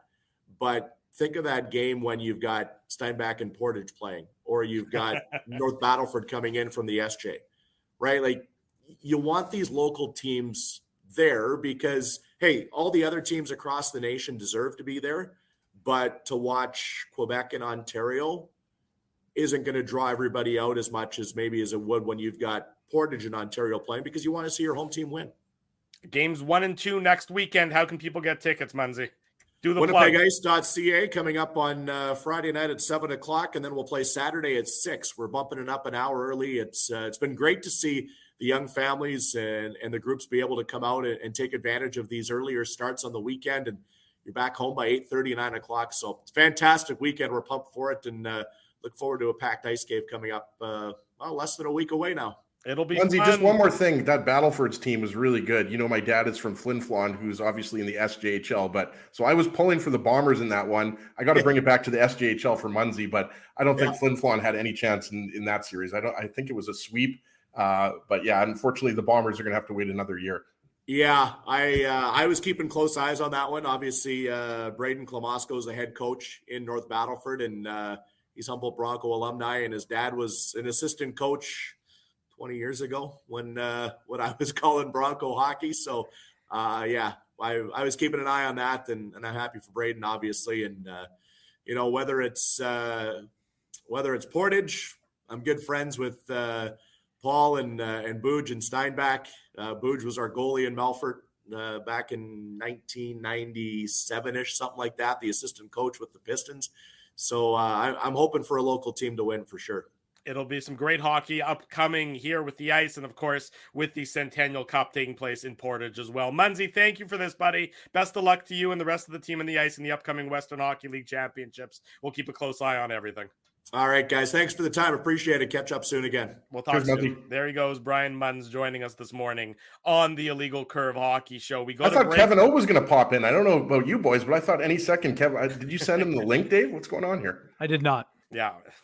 When we come back, one final break, and then Dave will let us know about what's happening with the Moose, including the own goal heard around the AHL. You're watching the Illegal Curve Hockey Show. One final segment up next. It's going to be overtime as well. Big thanks to Brian Munns. Big thanks to Jim Toth for joining us this morning on the Illegal Curve Hockey Show. Great ice content, great Jets talk. You gotta love a 1290 reunion, right? Oh yes, exactly. You do. We bring everyone else on. We'll do get Rack on here, show. Yes. Thank you for interrupting me, though. That was much appreciated there. So we're going to mute you for the rest of the show, and we're going to turn it over to Mr. Minute. Put on your antlers. It's time for the Minute Moose Minute on the Illegal Curve Hockey Show. I'm pretty sure from my house in Crescentwood, I could hear Dave going, "No!" Why? When that puck entered the net on the delayed penalty. Did Drew just go through puberty again? Yeah, I don't know what happened to Drew. I thought he was having a seizure for a second there. No, Drew, as you know, I don't cheer one way or the other. So I was watching that with, I was incredulous, to be honest with you. But, you know, it's a shame we didn't do the show 2 days ago when we'd have the opportunity to talk about 2 straight overtime wins by your Manitoba Moose to take a 2-1 lead and potentially have the opportunity to clinch last night. And the Moose looked like a team that was ready to clinch, coming out the right way. Greg Morellis scoring the first goal in the first period, have a 1-0 lead. And the Moose played a really good game 3. I have to say, like they really were excellent. They were physical. I didn't think that they were disciplined. Now, unfortunately, that didn't for the Moose continue into game 4. And they were hit with penalty after penalty. And Milwaukee has the best power play, a great penalty kill as well. But you just couldn't afford to do what the Moose did, which was played with fire and they got burnt. And they took a 5-on-3 early in the first, and they killed the first one, had a chance to almost kill the second one and didn't. It was a 1-1 game. Late in the first period, as Drew just teased out, it looked like the Moose were going to have a chance to take a 2-1 lead into the first intermission, but a hard pass from Chisholm that wasn't received well by Ville Heinola ends up as an own goal on a delayed penalty. And now the Moose are down 2-1, and you're like, well, that was inopportune for Manitoba, and their chances in the second period didn't go very well. Down 3-1, then down 4-1. And again, power play goal. So you're thinking to yourself, okay, the Moose had a chance, but you're blowing it by taking penalty after penalty. And it was, the refs at the AHL, it's a development league, but the refs there were 4 penalties before the first 5 minutes of the game in the first period, maybe 10 minutes. It was too many penalties called. It was put the whistles away, let them play. Unless it's egregious, unless the guy takes a guy's head off, I don't want to hear a whistle. Unless it's a clear delay game penalty, don't blow the whistle. Hold on. Are you talking about Sam Bennett on Matthew Nyes right now? Because, that was absurd. The fact that people were saying that wasn't a penalty that was a WWE takedown. Anyways. Yeah, no, I know. But the point is, to me in the playoffs, again, these are two teams, as I've touched on. Tonight will be the 30th time in the last 2 years these two teams have played each other. So it is a lot of familiarity. This is the 13th time this year, 8 regular. This is the 5th, of course, playoff game. So these two teams don't love each other. And you can see that and you can feel it in the series. It's a great series, probably the best one that's going on right now in the AHL. But ultimately, the Moose just needed to play more disciplined hockey, and they didn't do it. And as a result, they were down 4-1 after 40 minutes. And you thought to yourself, all right, it's over. Like this is, may as well, there go the pretzels, or here come the pretzels, and just start playing for game 5. But the Moose, needed to be able to score early in that third period, kind of like the Jets did when they forced overtime against Vegas in their first round series. And the Moose did that. Jansen Harkins, he scored on the power play. Nice goal, nice setup by Ville Heinola. And Wyatt Bongiovanni. So suddenly now Moose are down by 2. And then 2 minutes and 6 seconds later, Wyatt Bongiovanni, who only scores against Milwaukee, it appears. I think that was his sixth goal out of his 14 this season against Milwaukee. But he scored to make it a 4-3 game. Now, you got to give the Milwaukee coaching staff credit. They called a timeout. They took back, allowed them to calm things down, got the momentum back a little bit, pushed back into the Moose zone. They weren't able to score, but they really grinded the Moose down. And then, again, it comes to discipline. Captain Jimmy Olney, who just won the Yannick Dupree for the AHL Man of the Year for all of his community service, takes a penalty with 4 minutes, just over 4 minutes to go in the game. They don't get scored on, but it's just 2 minutes less now. You're playing defense and you don't have an opportunity to try and tie it. So ultimately the Moose fell short, and their final minute, they just didn't have the urgency. I want to go with the Druism here. Their attention to detail was not good. And when I asked head coach Mark Morrison about it after the game, he said that one of the things he said was it was selfish. Well, he didn't say use the word selfish, but he may as well have, because he said disgusted? No, but he said, no, he didn't. But he essentially said, look, you've got guys who are staying on for the full 2 minutes. Stay on for a minute, get the hell off the ice, get the fresh legs on. And they didn't do that. And you could see it. They just didn't have the push. So as a result, the Moose weren't able to tie the game, and the Admirals put the goal into the empty net and force a winner takes all game 5 tonight, 6:00 in Milwaukee. So should be a great one. We'll of course have full coverage here on my Twitter, ICDave, and of course on illegalcurve.com for the recap. There you go. There's the Minuk Moose Minute. Dave keeping you abreast of everything going on with the Moose. Win or go home tonight for Manitoba in Milwaukee. The epic Game 5 coverage on Dave's Twitter and, of course, illegalcurve.com. Are we going to talk about what I've been talking about in the private chat, or are we not going to? We're not going to touch on that. Yeah, no, we're professional. I didn't even read the private chat. I was so focused on making sure. That's what we should do. Is we should sell subscriptions to the private chat, so that people who are in the regular chat can see the private chat, and then they can really see what goes on behind the scenes. I just looked at the private chat, and dear Lord. So are we basically creating an OnlyFans account? That would be exactly what we're doing. Yes, exactly. An Illegal Curve OnlyFans account, except we wear more clothes rather than less. That's how it works. But Drew, just before we end, though, we should mention, of course, as we touched on and you said a little bit, but Brad Lambert, who has been excellent in the WHL playoffs, the Jets 2022 first rounder, he'll be in action tonight against Kelowna in, I think this game's in Seattle. Yes, so that's an opportunity for them to clinch in Kent, Washington, I should say, actually, specifically. And so they'll have a chance to clinch and, set things up against the Winnipeg Ice in the WHL Championship. And, of course, Dominic DiVincentis, as I mentioned already, him and his North Bay Battalions are currently up 3-2 against the Peterborough Petes with a chance to clinch and head to the OHL Championship. So even though the Jets are done, folks, the Moose are still making news. The Ice are still making news. Jets prospects are still making news. And there's still some Jets news. We mentioned Nino Niederreiter. He's heading to play for Team Switzerland at the World Championship. Dylan Sandberg, he's heading to the World Championship. And we expect Nikolai Ehlers, provided he's healthy, will also be playing for Team Denmark. Cody Glass from Winnipeg is heading to the World Hockey Championship. Yes, but he doesn't play for the Jets, so that really has from nothing to Winnipeg. do with what Dave was saying. I know. From There's a lot of Winnipeg. people from Winnipeg. Big thank you to all the sponsors of Illegal Curve who make the Saturday show, the post-game show, the website a possibility. Our friends at Rumors Restaurant and Comedy Club. I'm reliably informed that Spency will be at Rumors tonight, so Wow. Good luck, Rumors. God bless. Godspeed. We'll hope the business survives until next week. Spency, Drew's going to have the most expensive bottle of champagne waiting for you when you get there. Linden Market Dental Center, Zappia Group Realty, our friends at Betway, Tough Duck, Boston Pizza, Seagram's. It's Kentucky Derby Day, so be sure to drink. I should have mentioned that. I'm very excited. For the record, I just watched Mind That Bird, the 50-1 on Netflix.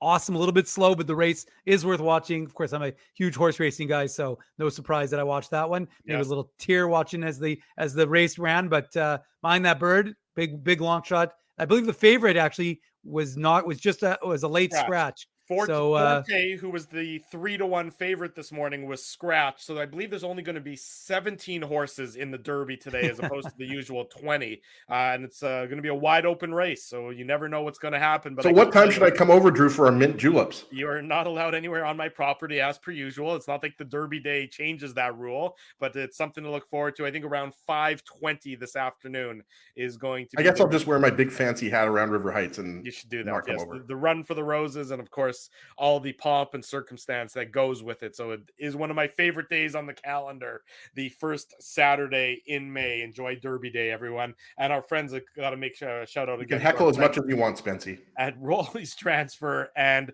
Grid Park. Security's already been alerted, Spency. They're just going to tase you when you walk in the door ahead of time. Big thanks to these businesses for their continued support of Illegal Curve Hockey. Big thanks to all of you good folks for joining us this Saturday morning. We'll be back next Saturday at 9 a.m. If you haven't already done so, smash the like button, subscribe to the YouTube channel, subscribe to the podcast, leave us feedback here, there, everywhere, especially on the iTunes page. Want to hear what you think of the program. We'll be back next Saturday, but in the meantime, illegalcurve.com is updated all the time. And every day. If multiple times. Events warrant, we'll maybe do a pop-up show if there is news of that level. Big thanks to everyone for joining us. Have a great rest of your weekend. For Dave Manouk, for King Ginsburg, I'm your host, Drew Mandel. If it's Saturday, it's the Illegal Curve Hockey Show. Thanks for listening to this broadcast from Illegal Curve Hockey. For more great Illegal Curve content, subscribe to the Illegal Curve YouTube channel, follow at Illegal Curve on Twitter, Facebook, and Instagram, and visit your online home for hockey in Winnipeg, illegalcurve.com.